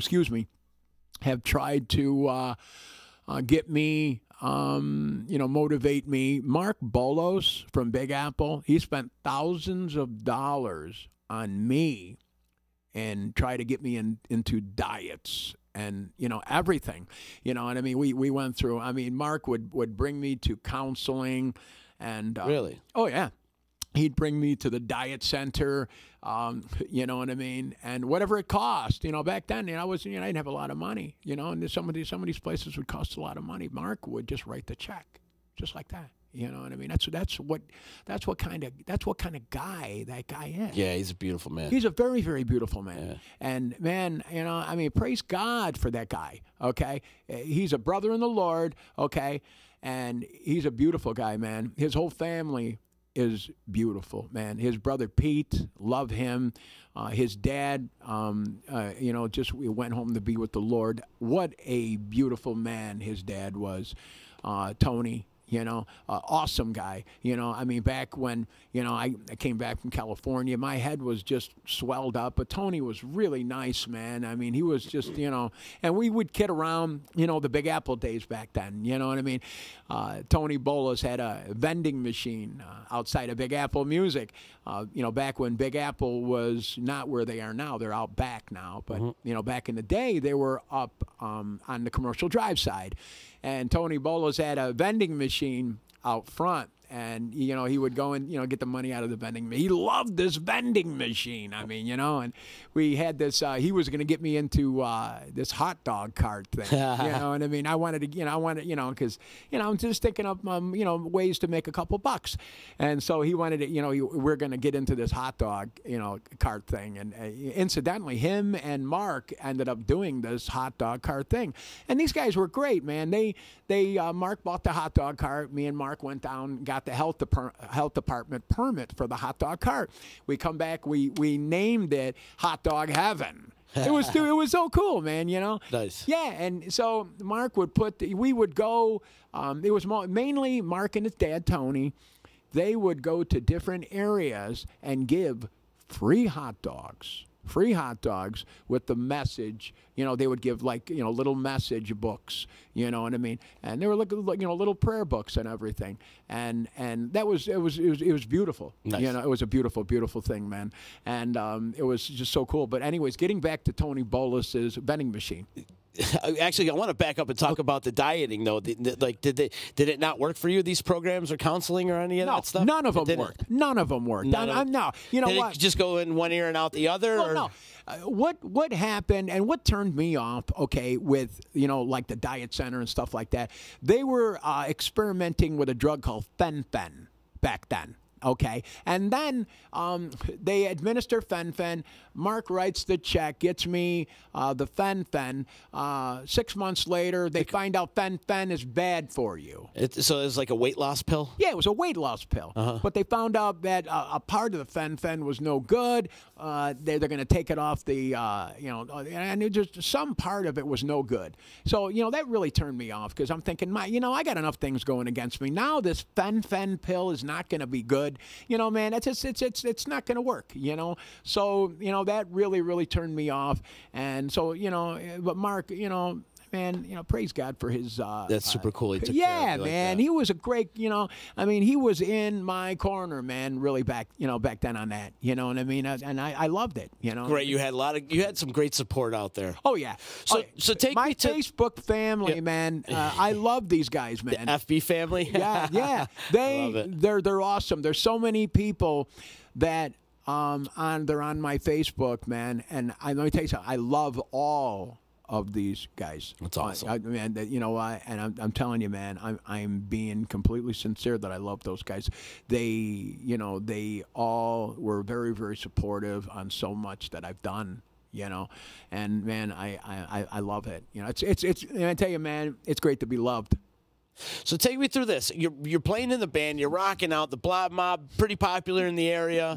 Right. You're popping pills now. Yeah. You're over 650 pounds. Right. Blob Mob breaks up. What happens next? Okay. Blob Mob breaks up. Which was what, 98 or something like that? Around that time? Yeah. 1998. Blob Mob breaks up, and then by then my PayPal addiction was really spiraling, out of control. I go back to California one more time. I'm thinking, man, let me go back there, and I end up moving into Las Vegas. So I'm in Clark County, Nevada, which is Las Vegas. What a big mistake that was. The 702. Oh, man, let me tell you. I thought I saw gangbangers in Southern California. Oh, yeah. Oh, my goodness. Let me tell you, there's more gangbangers in the 702 than I've ever seen in my life, man. Especially in North Las Vegas. Oh, my goodness, brother. It was totally insane. I mean, it was nuts. I mean, cops everywhere. I mean, I would hear gunshots. Oh, yeah. And I'm thinking, man, this ain't working. This ain't working because dive apartments back there were still, $750 a month. Okay. And, you better lock your car up with barbed wire, brother. Okay. Because, man, don't put anything good in there because they will get it. Whatever's in there, they're going to get it. So what'd you do in Vegas? I went around and I tried to be a voiceover guy in different casinos and all that. You know what I mean? I went to all different, all areas. I had this brainstorm idea that I was going to be a ring announcer at the MGM Grand. Man, let me tell you something, brother. Woohoo, man. Let me tell you, that got shot down with an AK-47 if I ever seen it. I go in, and I'm like, hey, I got my tape. Can I speak to the guy in charge? You know what I mean? I'd like to be a ring announcer. The guy looks at me like, he goes, go home. Go home. Okay. No. Okay. The ring announcer job. Okay. So that is strategically picked. Okay, by the casino people. Okay, let me tell you something. It's not that simple. Okay, you've got to jump through hoops that are on fire in order to be a ring announcer at the MGM Grand. Okay, and I'm like, I'm just like, please, man, I'm telling you, that's all I need is opportunity. I'm sure there was one time in your life where you wanted somebody to give you an opportunity. That's what I want is an opportunity, okay? I got enough money for one more month's rent. And that's it, my man. That's it. I'm going back to the U. It. I'm going back to the UTI, bro, And I'm like, man, so, that didn't, work out too good. And, I was going to get into security work and all that, but, that just didn't, pan out. So from Vegas, you came back to Utica? Came back to Utica, ended up in Whitesboro. I ended up living with my mom, for a while. That's when the weight really started. And then by then, medically, everything started kicking in. All right. I mean, I was so big, I was getting, boils and cysts all over my body. You know what I mean? It was terrible, because I wasn't bathing, on a daily basis, So, at that point, I got into a bad relationship with a girl. It didn't work out too well. I don't want to drop any names, but it just didn't work out too well. Are you still addicted to opiates too at this time? Oh yeah. Yeah. It was totally insane. And, so here comes 2000. In 2000, I end up living in Clinton. I said, you know what, man? I'm going to move to Clinton. and I'm going to forget about the world. I'm going to forget about everything, all right? And I'm just going to live in a little apartment, and guess what? I'm going to die. You're okay? depressed. I'm all done, man. I'm done with this world. I'm already almost 700. I'm going to die. That's it, man. I am just going to go ahead and live in this apartment, man. That's going to be it, you know? And 2001 comes, 2002, you know, and it just got worse, you know. And you're just bedridden. This Oh, whole yeah. time. Yeah. And, you know, I got my boy Tony Torres coming in. And another, I hired another personal aid. You ever seen What's Eating Gilbert Grape? Yeah. Yeah, so kind of similar to like the mom, what she went through. Very, very similar to What's Eating Gilbert Grape. Absolutely. You know, and the only thing is, you know, that you know, there wasn't any Leonardo, you know, DiCaprio, you know what I mean? You know, remember that you know. He was autistic. Knock on the door, knock in the gas tank, boom, boom. Remember that? Yeah, that was part of the movie. But yeah, I mean, totally yeah. bedridden, 700 pounds, can't move. Can't move. Addicted to opiates. Oh, yeah. Miserable, depressed. Yep. Oh, man. And just want to end life. Yep. Hated life completely, man. And I just, you know. So how do you turn this all around? How does it become to losing 600 pounds? 2001 comes, right? And I got my boy Tony Torres coming in, and I hired him as an aide. And he's coming in, you know, 2 hours a day, you know, help me out. And, my weight gets, you know what I mean? But he tries really hard to motivate me, you know. And 2001, 2002, 2003, 2004, 2005, all the way to 2008, okay? And all of a sudden, I go to sleep and I feel my heart, right? It feels like it's about to jump out of my chest, okay? And I'm like, man, you know, and back then I would have my mom, you know, my mom would come and she'd sleep on the couch. I'd be in the bedroom and she'd sleep on the couch because I was afraid to be alone. You know, I didn't want to be alone, man, you know? And so she, you know, she comes in, and back then I was on oxygen. You know, I had the oxygen on. I was on 4 liters of oxygen. You know, and yeah, and I you know, I'm like gasping for air, and my mom comes in my room and she goes, "You all right? You all right?" And I said, "Mom," I said, "there's something wrong." You know what I mean? I feel like I can't stop my heart from beating. I can't slow it down. I can't slow my heart down. And so, you know, she calls 911, and, you know, Clinton Fire Department comes in, and, you know, they see me, and they don't know what to do. You know, how are they going to get you out of this house? They're like, this guy is huge. They bring the entire Clinton Volunteer Fire Department in. These guys are looking at me. You know, the chief of the fire department is like, you know, and I'm fighting for my life, and, you know, they're trying to keep me awake and everything, and I'm like, man, and they're like, how are we going to get it? Get this guy, you know, out of this apartment. He's huge. This guy is huge. At that point, I was as big as I've ever could be, man. You know, 800 pounds. At that, yeah, right. So I'm like, man, this is, you know, this is awful. So all of a sudden, somebody gets the idea to call the Utica Fire Department, and they called Fire Chief Russell Brooks. And let me tell you, I owe this guy my life. Okay, because it was Chief Russell Brooks who gave the okay to come in to assist the Clinton Fire Department, right? And it was amazing because the Clinton Fire Department's all inside. All these guys are all mingling and hanging out and talking and everything. Trying to figure out how to get you out of the house. Here comes Chief Russell Brooks in, right? And he comes over to me, right? And I got the oxygen on me, the big thing around me. And he comes up to me, and he grabs a hold of my shoulder. He goes, "Don't worry about anything, Mr. Maccaldi. We're going to get you to the hospital." He turns around, tells the chief of the Clinton Fire Department, "I want you to get all of your men out of this apartment now." Okay? In comes the Utica Fire Department. These guys are pros.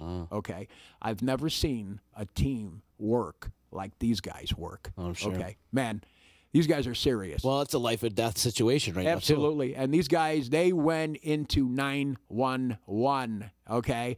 And they brought in 6 of the biggest guys they had, and these are big, big boys, okay? They bring them in, and, there were, one of the guys was Scott, I forgot his last name, man, but a good guy. He was a New Hartford police officer. And but Scotty comes in, and he recognizes me because back in I used to live in New York Mills, and I was part of the New York Mills Fire Department, right, for like 1 year. And Scotty was he was joining at the same time I was joining, and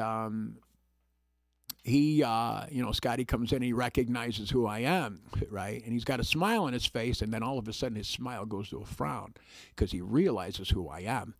And Scotty's he's a big BB, man. He's a big jokester. But, man, right then and there, he knew that he looked at me, and he goes, Pat, wow. He goes, man, listen. And he's looking at me, and he's just amazed, that how big I've gotten. Mm-hmm. And he's like, man, listen, don't worry about it. It's going to be okay. You know what I mean? And the fire department came in, and they got a sheet under me, right? And, there was 6, 7 guys, and they lifted me up, and they put me on the stretcher that looked like it came from Star Trek, okay? And this thing was like hydraulic. I mean, I've never seen a stretcher like this before. And it goes up and down and up and around, and I mean, it's just amazing. And, man, these guys, man, I tell you what, they were my angels. The Utica Fire Department. I mean, I praise the Lord for these guys, man.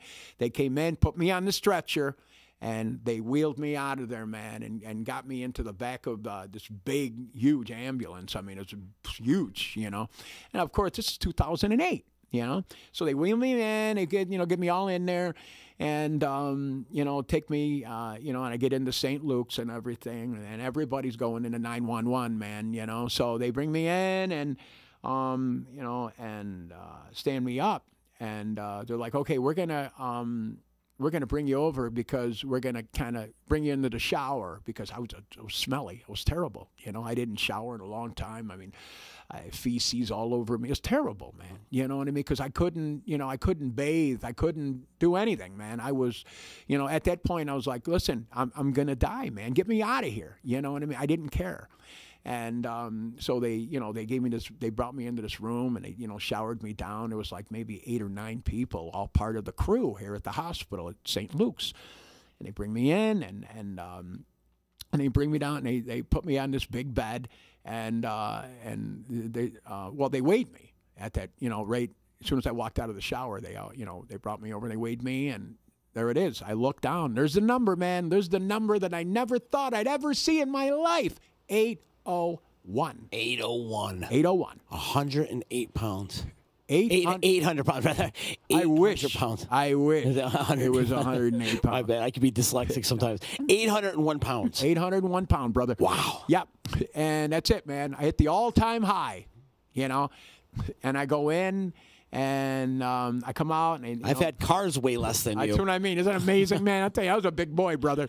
I was a big boy, man. But yeah, I mean, all kidding aside, it was, it was crazy, So I, laid in my hospital bed, and at that point, I mean, I'm like 800. Okay, just listen, man, I'm gonna die. You guys can leave the room. Let me die.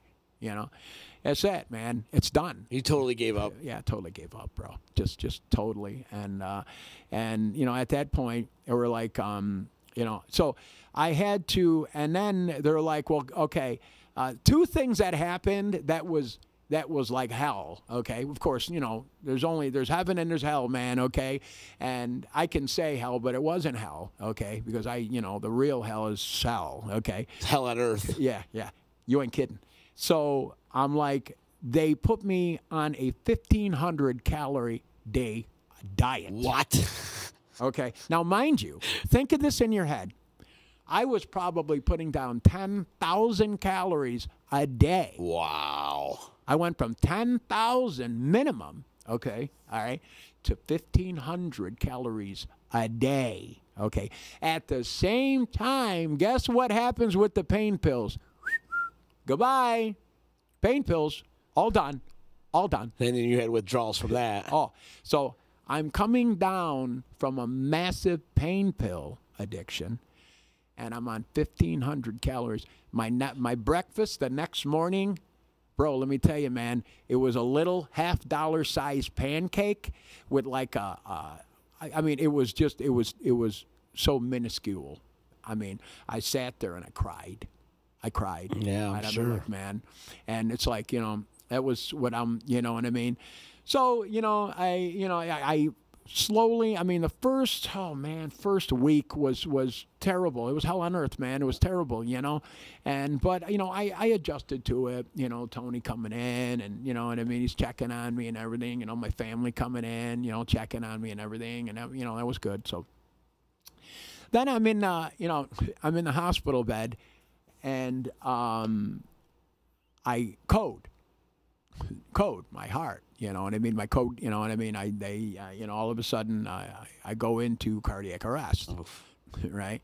So they come in. On top of the withdrawals. Oh, yeah. On top of, yeah. Yes. Because I think what's going on is, my body is just slowly breaking down, right. Going from 10,000 calories to 1,500 calories. The pain pill addiction coming down. My body's like, listen, that's it, man. My heart's at this point, what's going on? And we don't want to work anymore. Your heart can just do just so much, man. It was in shock. Oh, yeah. So I'm thinking, man, okay. So they come in, they give me the paddles. Boo! You know what I mean? That's, man, I tell you, if you ever had the paddles before, I tell you, it's not a good feeling. Yeah. So, and then, it comes back, and they got all this stuff, and they rush me out, And I close my eyes, I open up my eyes, and this chick's on top of me, man, and she's got this big thing, like down into my throat. She's pushing air into my throat, and I'm like, oh, man, and they keep telling me, don't go to sleep. Don't go to sleep. Don't go to sleep. Stay awake. So they bring me into ICU, and they hook me up, and that's all I hear is these beeping machines going off, on, and everything. And all of a sudden, they must have shot me with some sort of adrenaline or something because I couldn't go to sleep if I tried. I mean, it was just like I was like so stimulant. You know what I mean? I was like, awake. I was awake. It's like I was like, man, it was like drinking 1,000 cups of coffee. It was like amazing. So I'm like, wow, man, this is just, so, and so I spent a while into ICU, and they bring me, I don't know, man, it seems like days I'm in ICU. And so they went ahead and they bring me out of ICU, and they put me into this wing down at the end of the Alan Calder wing at St. Luke's, all the way at the end. It's like down this corridor and everything. So I'm like, man, wow, this is it. You know what I mean? And, I'm just coming down from it. By then, the pain pill addiction thing kind of leveled off. Everything's looking good there, And, I'm slowly adjusting to the 1,500. I think they upped it actually to 2,000 at that point, just because they're like, listen, we want to torture this guy too much, So, man, even though, Well, how are they feeding you, though? They're just regular food. Just regular food? Yeah. So, okay, you were able to eat and stuff? Yeah. I was, and I didn't know if it was like through an IV or something. Oh yeah, no. Well, they gave me the IV, but it was still I could eat regularly. You know what I mean? They gave me the meals. You know what I mean? Excuse me. They gave me the the regular meals like that and all. And it was all right. And I kind of adjusted to it. And the weight started coming down a little bit, you know what I mean? But I still didn't love life, man. I still wanted to end it. If somebody handed me a gun, I probably would have put a bullet in my head, at that point, right? So one day I'm laying in bed and I hear a knock at the door. Door opens up. Good friend of mine that I haven't seen since I was a little boy. He owns a body shop down in Yorkville, New York called Commercial Collision. I used to hang out down there as a little boy. He had tow trucks and, everything was kind of going on down there. I loved it. It was really, really cool. And I used to hang out down there. I hung out down there for, a few years. And, you know what I mean? Then I just, I got a thing called a driver's license. And so I kind of left there. And what happened was during my time down hanging out at that body shop, the owner, his name was Walt Warham, and his partner was Bobby Meza. Okay, there was two guys that were involved that owned the body shop. And what happened was they, Walt, he was big hellraiser, He ended up giving his life to Christ, okay, basically being born again. He became a born-again Christian in the faith, okay? So what basically happened is he had to come to this body shop just one day. He gave his life to Christ, and a lot of things have happened, but he ends up coming the very next day, and he's a born again Christian, and here he is walking into a body shop full of guys that are just raising hell. Okay, these guys are just totally, they're loud music, AC/DC, everything, man. You know what I mean? He's got to tell these guys, hey, man, I'm a born again Christian. Guess what? Things are going to change around here. These guys are like, wow, man, hey, I'm putting in my notice. I'm out of here. You know what I mean? So, a lot of things happened then and everything. And then he came to visit you? Yeah. Well, so what happened was, I left there. Okay. And anyways, knock at the door. Let's go back to Ellen Calderwing. Okay. I didn't mean to take you all the way back on that. Sorry about that. Okay. All right. Here we are. Ellen Calderwing. Walt Warham comes in with his wife, Patty, a couple of beautiful people, all right? This guy was like my dad, okay, because my dad was a raging alcoholic, okay? And my mom had to raise all six of us, okay?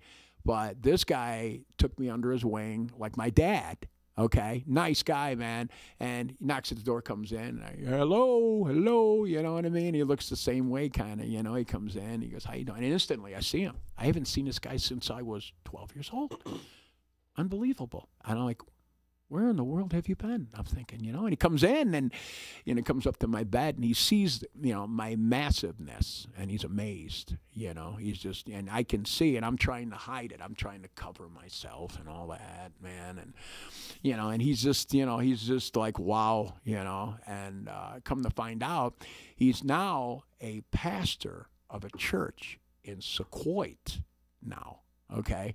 And he pastors a church, and him and his wife, and it's in Sequoit, Norwich Corners Christian Church, and now he's a pastor, So, he's talking to me. We're just talking back and forth, and I just break right down at that point. I'm saying, listen, you came here at a terrible time because I'm ready to die. I'm gonna die here, man. You know what I mean? And you want to give me a hug, shake my hand? That's cool. And he goes, how about if I pray with you, and he goes, let's try that, and I said, yeah. I said, we can do that, and I didn't really, I'm thinking, man, whoa, what is this, and so he, we sat there and he put his hand on my shoulder and we prayed. And for the first time in my life, man, a dark, dingy room opened up. And I wanted to live, man. I wanted to live again. I really, I said, man, you know what? This body is worth it. This life is worth it. I can give it another chance, man. I really, really can. And this is going to be really cool, man. And, he gave me a hug and he left. And that night, man, it was crazy, man. It was nuts. And I'm like, man, wow. And I had different dreams and weird stuff happening, man. But all of a sudden, I could breathe better. I was feeling better. I just loved life, man. And I said, you know what, God, I'm gonna turn everything over to you, man. And I was praising Jesus, brother. I loved it, man. It was beautiful. This is my new life. I am a brother in the Lord in Christ. I love that. That's cool, man, to me. You know, I'm still going to be Pat, and I'm still going to love music, and I'm still going to have a good time. But now I'm going to be living for Christ, man. That's going to be cool for me. You know what I mean? I'm going to do that. So it worked out really, really cool, man. 3 weeks later, I dropped 40 pounds. How'd you do that? Okay. I just basically with that 1,500 calorie a day diet. You know what I mean? Yeah. You know what I mean? And So- when you're that big, it sheds off quick, too. Oh, yeah. Yeah. Pretty much. You know what I mean? But it was like boot camp, bro. Right. It was like boot camp. You know what I mean? I've never been in the military, and, you know, praise God for everybody that had served, man. You know what I mean? Thank you for your service, man, because that's why America is the red, white, and blue, the best damn country in the world. And I wish that I you know, got into the military, but outside of that, it was like boot camp, you know what I mean? But, you know, the weight came off, so. Are you exercising, just walking? Or Yeah, I that's- do. Yeah, I do a lot of walking. Well, I mean, at this time. Oh, yeah. You're still, when you're shedding the 40 pounds? Yep. I'm doing, you know, not a lot, you know what I mean? Well, what you can. Yep, and I'm still walking with a walker, and then I graduated to a cane. As a matter of fact, I still have that cane, and I keep that cane in my room above my bed. I got it hung above my bed as a reminder of where I never want to go again. That's awesome. Ever That's want to beautiful. go there again, brother. I got that cane, man. It's the big man cane that's sitting there, man. It's just a reminder that I never want to get back to that ever again, man, you know? And so I leave the hospital at 760 pounds. And I instantly start a program with Dr. Graber in Utica, right here in the Hartford, Utica area, and he's a gastric bypass doctor, you know. And under him, there's a surgeon. His name was Dr. Matthew Fitzer. He was the guy that actually did my gastric bypass, you know. And, you know, it was kind of insane going in, you know, when I first walked in, you know, they weigh me.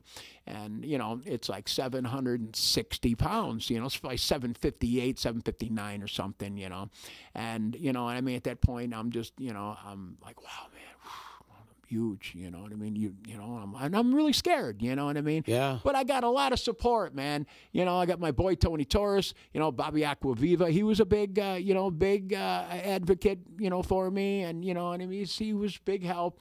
And you know, Mark Bolas. I mean, so many people were behind me. Pat, you can do it, man. You can get gastric bypass. This is it. And let me tell you something. You know, a lot of people have approached me, you know, about gastric bypass. It has worked for some people, and some people not. Right. Okay. Now here's the deal. Gastric bypass is a tool, bro. It's a tool. That's all it is. Okay? If you do not use that tool and follow through on that tool, gastric bypass will not work for you. And people got to understand that, man. They think it's a lose your weight, man, and you're on a vacation. You're not on a vacation. When you're on gastric bypass, you have to be reminded that you are a gastric bypass patient every day of your life. Every day, man, you've got to acknowledge that. You're not normal, okay? Because your body has been completely changed.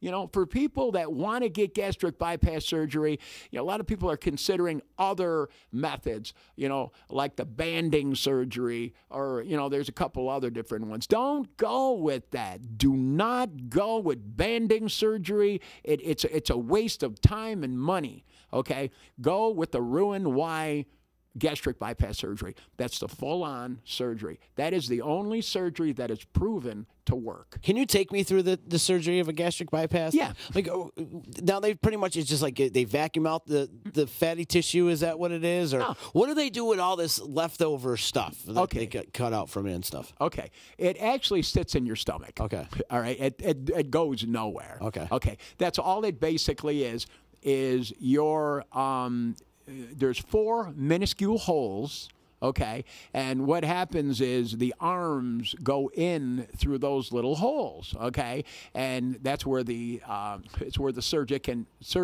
what they do is they blow your stomach up with air. Okay. And then, you know, so they can see everything.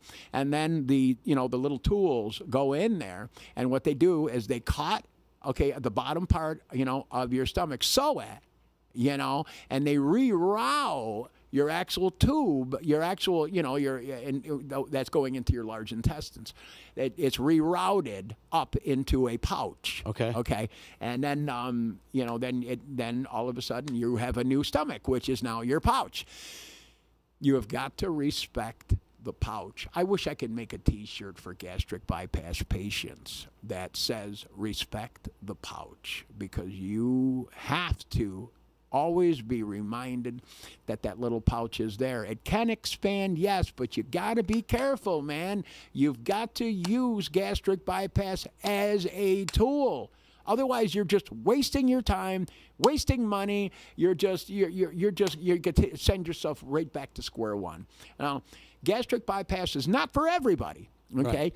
I did it because it was a last resort. It was the final straw that broke the camel's back for me, man. After you had the surgery, how much did you lose? Oh my goodness! After I had my surgery, the weight instantly flew off. It flew, yeah. It flew off, man. I mean, I got it documented at home. It was great. Let's see. Oh my goodness. What happened is I had to qualify for the gastric bypass. What happens is when you go in, say you're a guy going in for gastric bypass, you'll meet with your surgeon. Now, my surgeon, who was Dr. Matthew Fitzer, he was from West Virginia. I was like the last patient. To the best of my knowledge, I was his last patient here locally before he moved back to West Virginia. What he did with me was a 2-part surgery. He did a gastric bypass, Roux-en-Y, with malabsorbent, okay? Meaning that I have the full Roux-en-Y surgery along with a malabsorbent part of my surgery. And what it is that part of my intestines were actually crimped off. So whatever I eat, my body will only absorb 80% of the calories, if that kind of makes sense. Okay. Yeah. So, you know what I mean? I got to be careful. I got to have a certain amount of protein, vitamins and minerals, and you know what I mean? And, I monitor that. How many calories you eat now, right now? Oh, my goodness. Do you count your calories right now? No, in the beginning I did. You did, in the yeah. beginning. Now, I mean, I got gastric bypass in 2011. So here we are going on 19. So, I don't. 8 years, yeah, man. Yeah. Give me one, brother. That's a good Thank run. Thank you, my brother. Yeah, thank you. I got to give the glory to God, brother. Just getting me through it, man. It was tough. It was really, really tough. But getting back to the calories, I don't count calories anymore. But back then I did. You know what I mean? And it was, I can't read, man, I couldn't give you a figure. I'm sorry, you know what I mean? I really couldn't give you a figure what, actual calories. But, I do snack, you know what I mean? And, but, a lot of But people, you watch what you eat now, too. Yeah, a lot of people, man, you know what? They all, they say, you have gastric bypass surgery, man. You're not gonna love anything ever again. That's so incorrect. I love food more than I have ever loved it in my life. Are there particular foods that you can eat though after the sure. surgery? Yeah, absolutely, yeah. And you gotta, that's trial and error, okay? Because everybody's different. With me, I got to be careful with mayonnaise. I got to be careful with pasta. Okay, pasta will go in. And you're Italian. Oh, yeah. You ain't kidding. Woo, man, yeah. I tell you. That's going to be torture. Oh, let me tell you, the very first time I had spaghetti, okay, with my gastric bypass, I had a thing called dumping syndrome, okay? That's what happens when you do a no-no in gastric bypass world, okay? You eat too fast, okay, or you eat and then drink. You're not supposed to eat and drink with your meal. Okay. Oh, very, very important.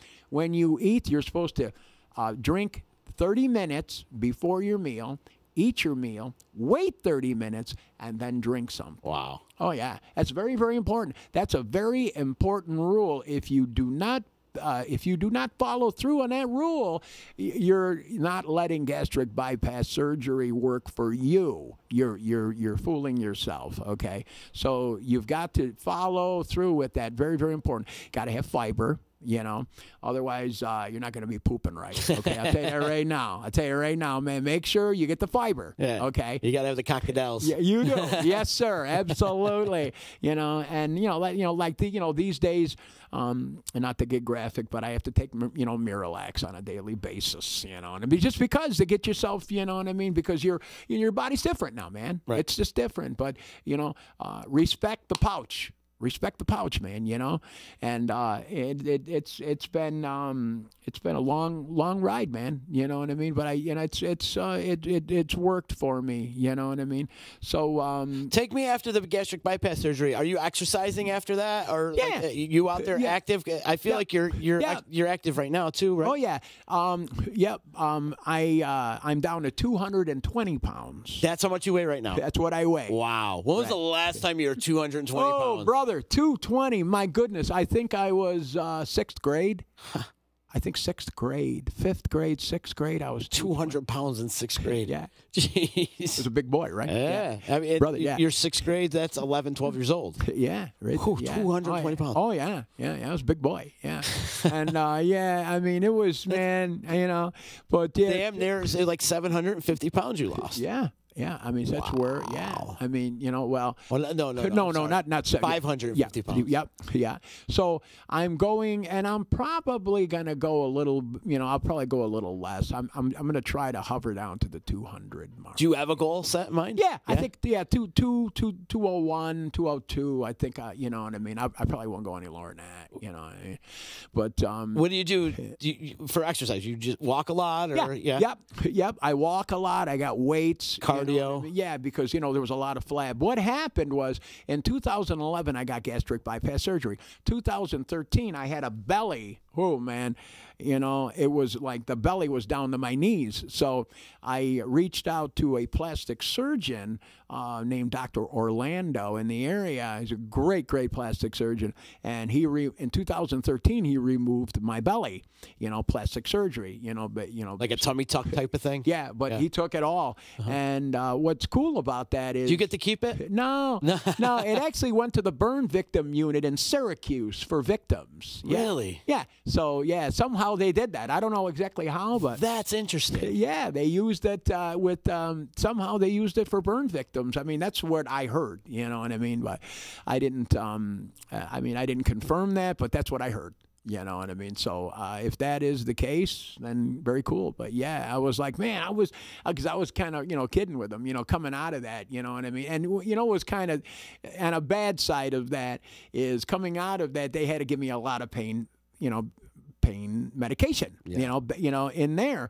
And it was a little crazy because they were shooting me up in the IV with a thing, pain medication called Dilaudid. Now, Dilaudid, I don't know if you ever heard of Dilaudid before. No. Dilaudid is like... sounds frightening. Let me tell you, my man, it is at the top of the pain list, and it will make you feel like you are on top of the world, okay?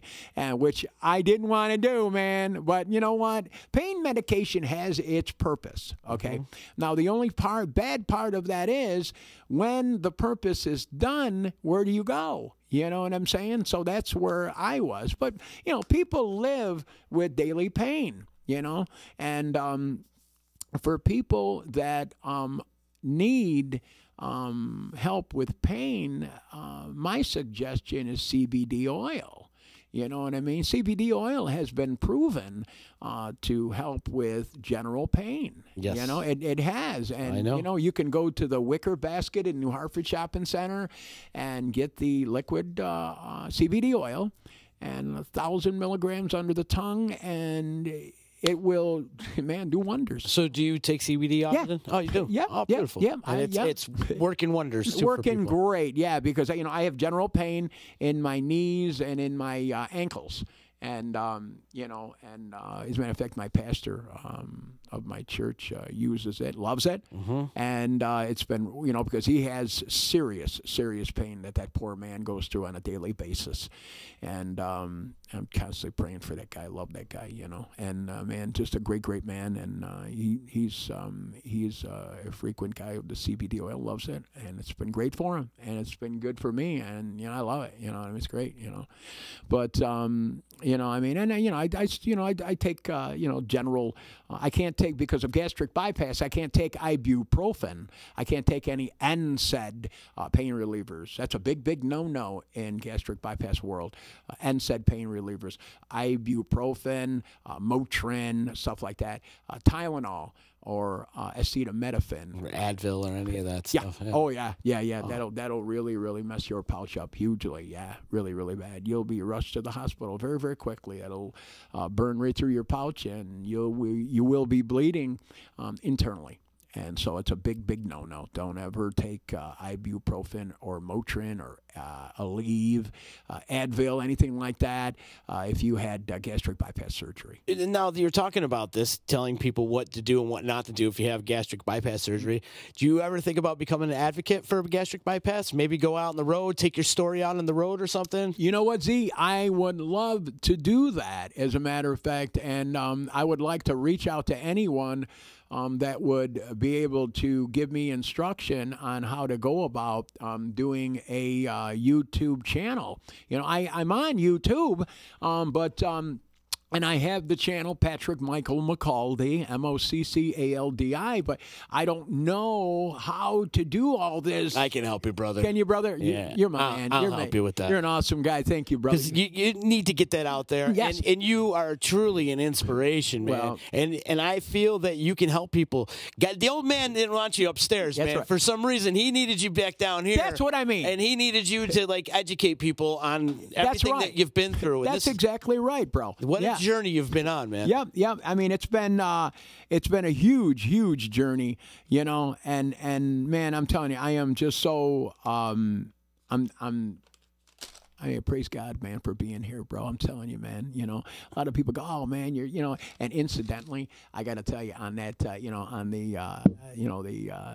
the Jesus God side of it, a lot of people say, "Oh, man, what happened to you, Pat? Wow, you're just some big holy roller." I did write a song called Jesus Freak, which is really cool, man. Yeah, so I'm planning on getting together with with some guys and possibly getting in the studio. Get that music back out there, man. Definitely, man. Yeah, and I'll tell you, that's another thing. a guy, so there you go, right? Yeah, I do, man. I'm telling you, I got some people, that I can definitely turn to, brother. You know what I mean?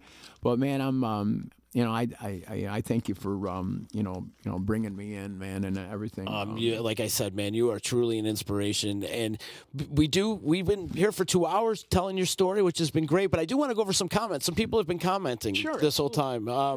Sharky's calling you the Slim Mob. Yeah, my man, Sharky. I love that, man.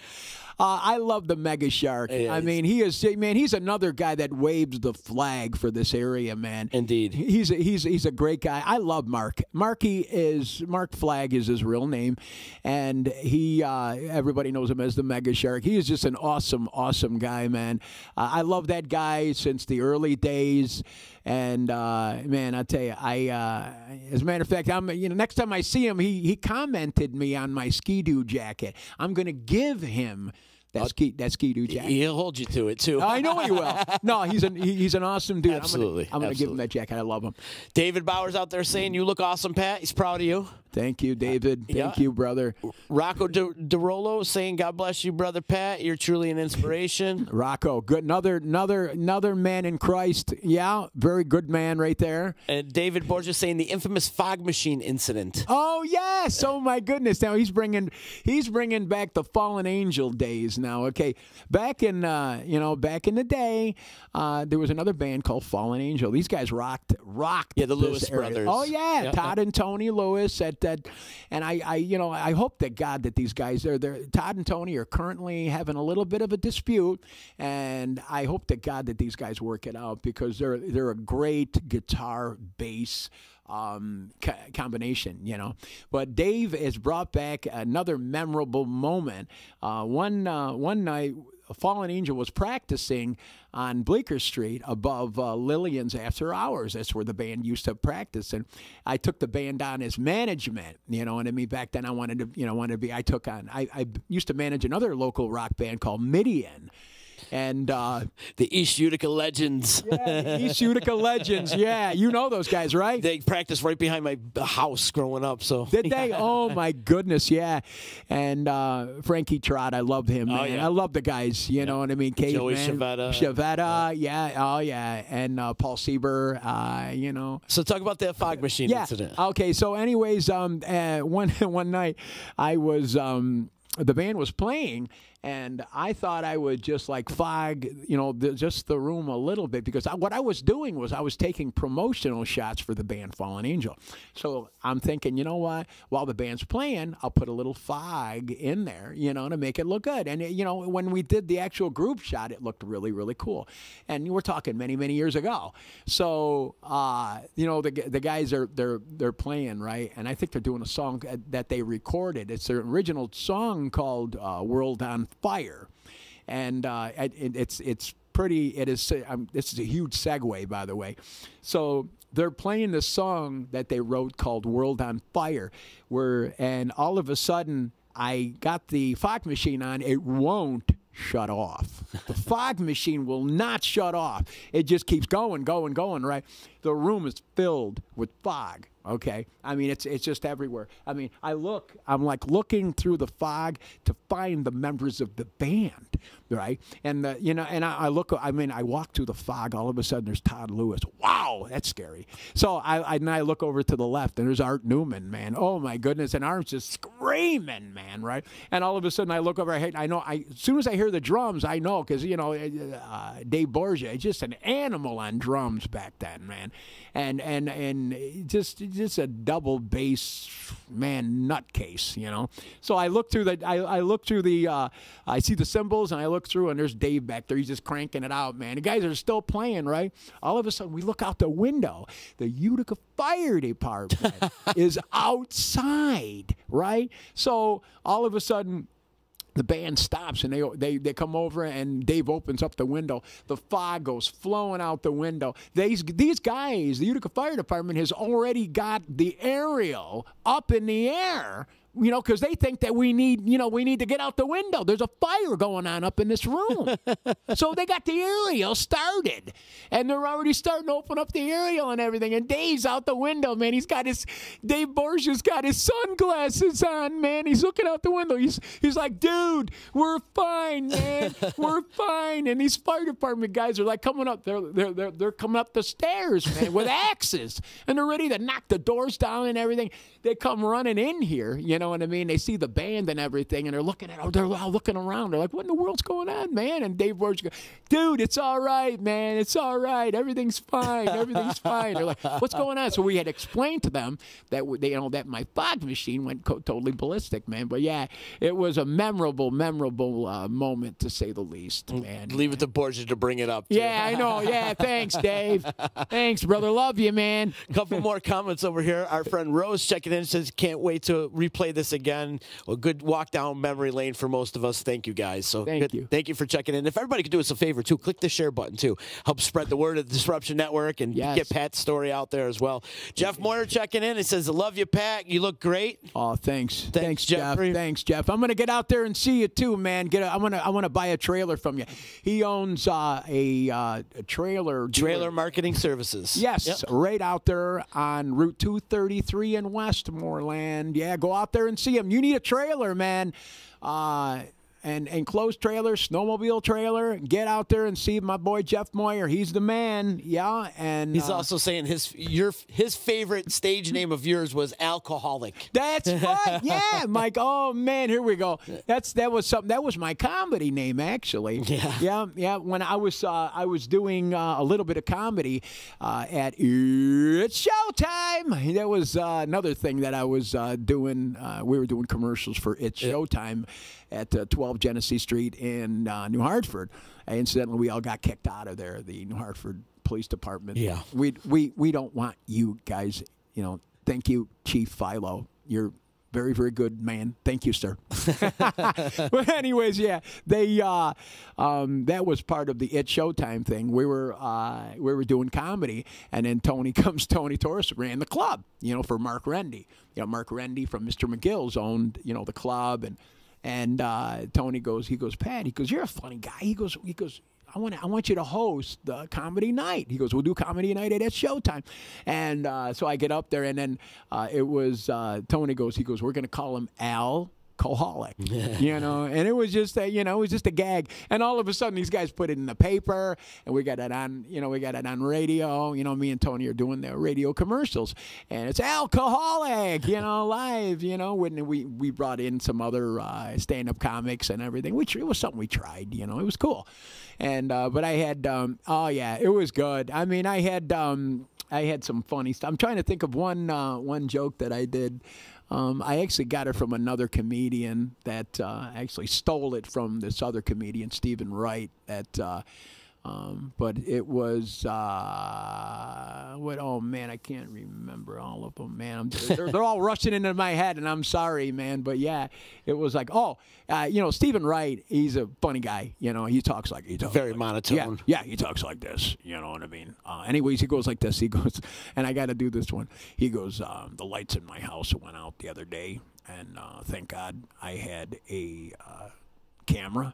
And with an automatic flash on it. It was pretty good. Took me 52 pictures to make a peanut butter and jelly sandwich. Yeah. My neighbor called the cops, said there was lightning in my house. So, I mean, it was just stuff like that. You know what I mean? People got a kick out of it. It was, you know what I mean? I would throw in other stuff, just some, I went to my doctor, and, he told me that I really need to get in shape. And I said, I agree with you, doctor, but the only thing is I am in shape. I'm a shape. Round is a shape. You know what I mean? So, people got to, they got a kick of it. Self-deprecating always helps, too, right? Yeah, right. There you go. You need to, I really do need to lose weight. I'm very impatient. So I'm like, just adding that stuff in there, and people got a kick out of it. And it was pretty boring and stupid, but alcoholic. Yeah, alcoholic. Yeah, that was my comedy days. Thanks, guys. I appreciate that, man. But yeah, the Facebook guys, all my, people, that's what I love about Facebook, man. You know what I mean?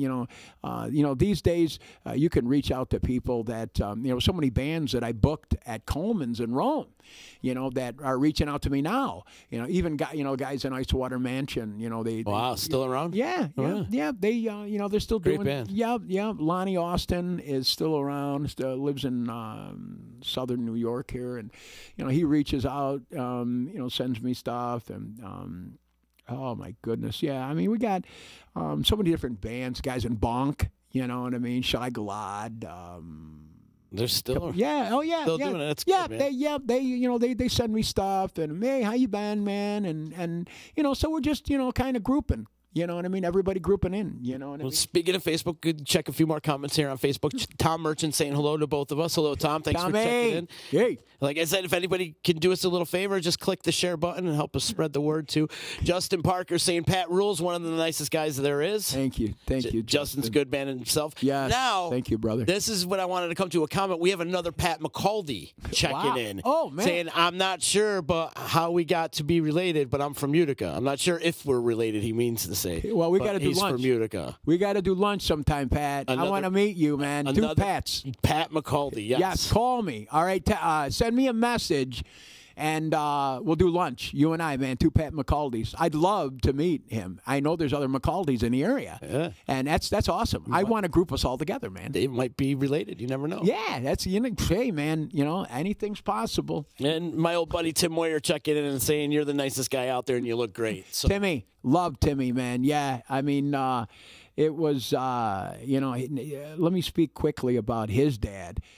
Jeff and Timmy's dad, one of the nicest guys I've ever met in my life. Hardworking too. Hardworking, yes.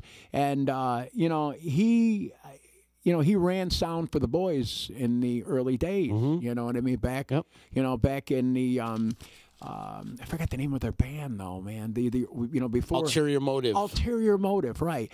And then Gridley Page. Right, and then Gridley. That's right. Ulterior Motive and then Gridley Page. But, their dad was a hardworking guy, man. Yeah. I mean, he came out, he ran the sound, and such a nice guy. I mean, no attitude, super cool. Brent, rest in peace. Great man. Brent was a super cool guy, man. Absolutely. Just, the kind of guy where you meet him and you instantly say, man, wow, that dude's cool. Yeah.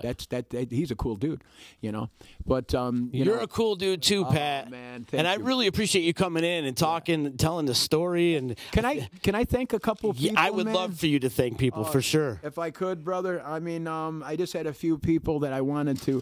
Man, first of all, I want to thank the Lord above Jesus Christ for just reaching down with His mighty hands and bringing me up, man, and saving me, and.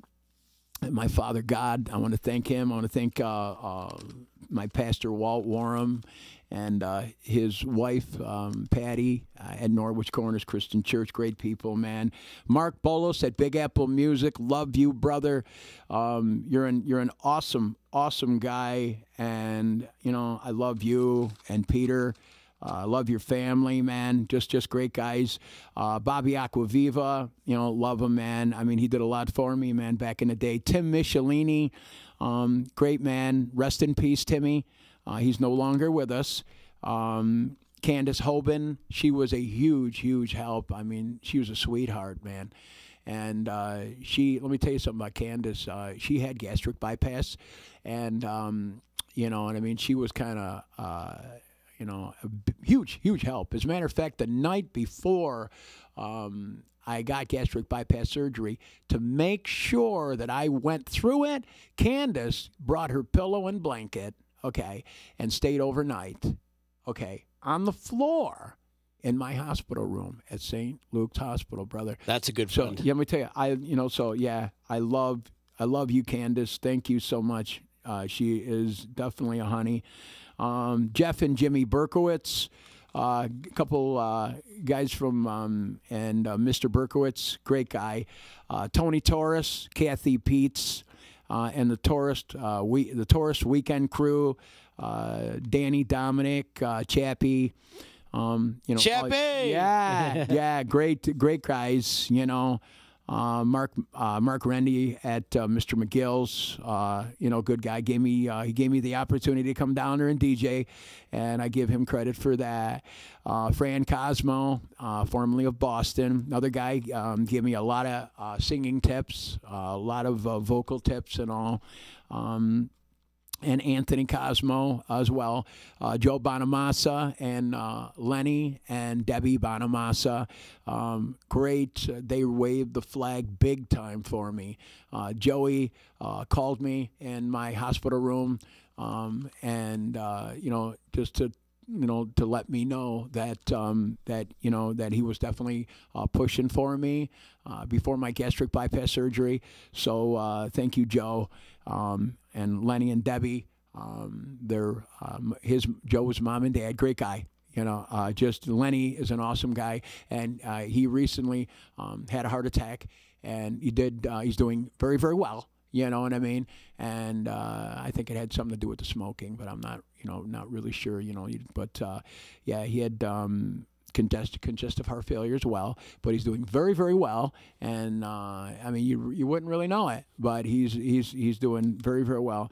And if you're listening to this, Joe, Lenny, Debbie, love you guys. And Joe, please come on my show. Yeah, there you go. Please. Yeah. Wouldn't that be nice, I man? freaking love him. He's just an incredibly busy man. Yeah, I know. I mean, he is always going. You know what I mean? Joe Roscoe Sweeney. Yeah, Roscoe. You know Roscoe, right? Oh, yeah. And Christine. She is a sweetheart. I love Joe Roscoe Sweeney. Roscoe, man, we got so many great times together. Norm Coleman, rest in peace. Norm is no longer with us anymore. Bobby and Rob Simsky at Bob's Auto Parts in Yorkville. Anybody needs any used auto parts, go see Bob and Rob Simsky. Yeah, man, great guys. They've helped me out. Anytime I need something, man, the guys are right on it, man. Great guys. You know what I mean? My entire Facebook friends, my family, my mom. I love her, Anna. She's a sweetheart. She's my best friend, man. You know what I mean? And she's I just recently put her into assisted living. We had to move her into assisted living. She fell down, broke her hip, so she's there now. So praise God for her. She is a sweetheart. My sister Eileen, my sisters Eileen, Ann, and Rose. My brother Marty and his son Max in California. Love those guys. Just so, I mean, it's just a beautiful, beautiful people, man. You know what I mean? And, man, that's just good, But Z, man, thank you very, very much, man, bringing me on here. This is the very first time that anybody's ever asked me to come on and give my side of the story. And that means a lot to me, brother. I just want you to know I'll never forget this, man. Hey, man, what an amazing journey. And like I said in the beginning of this podcast, I felt like your journey needed to be documented. I know. That was great, man. Also, I want to mention Kelly Yako and Joel Ciotti. I love those guys, man. We got a lot of history with those guys as well. From the breaks and, Taurus. Back in the Taurus days. It's good to see Taurus doing some things now, too. Yeah, Tony's got, he's worldwide now, man. He's doing really good. He's got his music on iTunes. Love his stuff, man. Yep, He's got a song called Rain that is one of my favorite tunes of all time, man. Really? Of all time. Yeah, I love it. And, there's a lot of stuff, man. Talented guy, I love him. He's a blood brother, you know what I mean? Just a, great guy, man. But, just everything has just happened, man. Everything's unbelievably surreal, you know what I mean? It's just a beautiful thing, brother. Pat, keep shining, bro. And you really need to go out on the road and take your story on the road because you can really be an inspiration to many. You know what, man? You really could. You may have something, so I'd like to do that. And you know what? I think, you might be able to help me kind of reach out. Absolutely. Z, I love you, brother. Love you too, brother. Thank you so much for coming on. God bless This has been everybody. Great. Before we get out of here, I got to give love and respect out to my sponsors, NYE Volkswagen of Rome. Stop into their showroom, 5865 in Taberg Road in Rome, and see why all their customers love NYE VW. If you go in there, you're looking to buy a new Volkswagen, whether it's an Atlas or a Jetta or a Passat or any of the Volkswagen brand. Yeah. You walk into their showroom, mention Disruption Network, $250 off any vehicle purchase. Just mention the D, mention you listen to me every day. That's like your first payment off. Absolutely, man. $250. $250. Bro, that's awesome, man. That is very, very cool, man. You can check out their inventory, NYEVWofRome.com, and big ups to my friend Mike Sacco over there at NYE VW. Also, EJA Moving Company, the professional movers. Call them today when you're ready to move and relocate, 315-335-0516. I got to move my mom's stuff out, so you know what? I'm taking a card. Let them break their back instead of you breaking your back. Yeah, man, I need my back, man. I put my back through enough torture, man. 800 pounds, my back has had it, brother. EJAmoving.com. They make it easy for you to move and relocate. Hit them up today. And also, we're going to be celebrating our 2-year anniversary. It's happening February 9th at the John Devereaux Tavern. That's 37 Devereaux Street in Utica. We're bringing in Sophista-Funk. It's going to be a party. Ease Beats and Bizz is going to be on hand. We're going to have food, giveaways, live podcasting, drink specials, games, and also presenting our Disruption Awards. It's all going down February 9th at John Devereaux Tavern. Come celebrate 2 years of existence of the D. And big thanks to our friends at EJA Moving Company, Priceless Inspection, the Property Sisters in Mohawk Valley, Saranac, and NYE Volkswagen and Rockstar of Rome. I'd like to thank my boy Jeremy at Speedway on South Genesee Street. Jeremy hooking me up with my Rockstar Hardcore Apple. Thank you, Jeremy. You're the man, bro. The other thing, too, is I'd like to get you in here and do some vocal work for us one of these days. We got to get you in. Get me in. I'm here, bro. I'm going to be off for the next couple of weeks. I'm going to Jamaica tomorrow. Oh, nice. Yeah. I'm going to Jamaica. I'm pretty excited. Jamaica hotties. Yeah, man. Yeah, man. Yeah, man. Listen to the Sugar Man. This is the Sugar Man. Put it up, put. That's Bumbleclot, man. That's cool, man. Hey, yeah, man. I'm going to Jamaica tomorrow. I'm going to be gone for a couple of weeks, and Chicken's probably probably going to take over the show a couple times along with Adeline Van Dyke, and pretty excited to hit the throwdown. I'm going to go hang out with my brothers in Mo, and we're going to party it up a little bit down in Jamaica. So if you're going, hit me up. God bless you. And maybe we'll do a little live podcasting here and there in Jamaica if I can, if I got time. If you got to do it. If I'm not too wasted. I want to see some Jamaican hotties. Me Yeah. too. You know what I mean? On the beach and all, and everybody having a nice time. All right.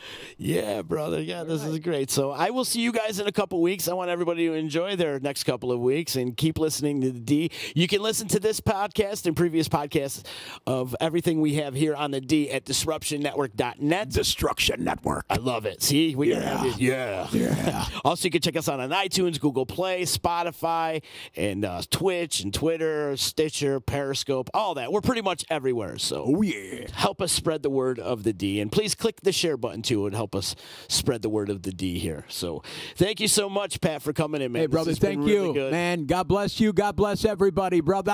We'll see you soon. Later. You know what the hell you're listening to? It's EC Radio. Never you mind what I'm making. You should spend some time taking a personal inventory of what you're doing for the betterment of society. EC Radio. Only on the D.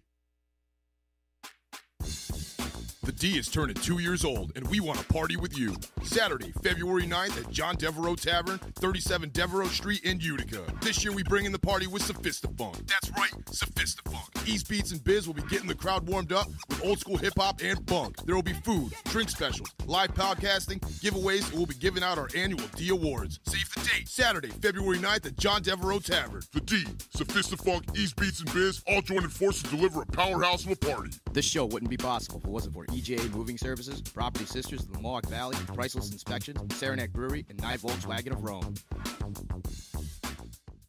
So you just bought your dream home, and now it's time to move. Let's face it, nobody likes to move. All the packing, unpacking, lifting, upstairs, downstairs, and broking everything, including your back. Let the professionals at EJA Moving Company take all the stress and pain out of your move. Competitively priced moving, relocation services, office moves, and complete packing and unpacking services. They work with everybody to make it simple and easy for you to move and relocate. Call EJA Moving Company at 315-335-0516.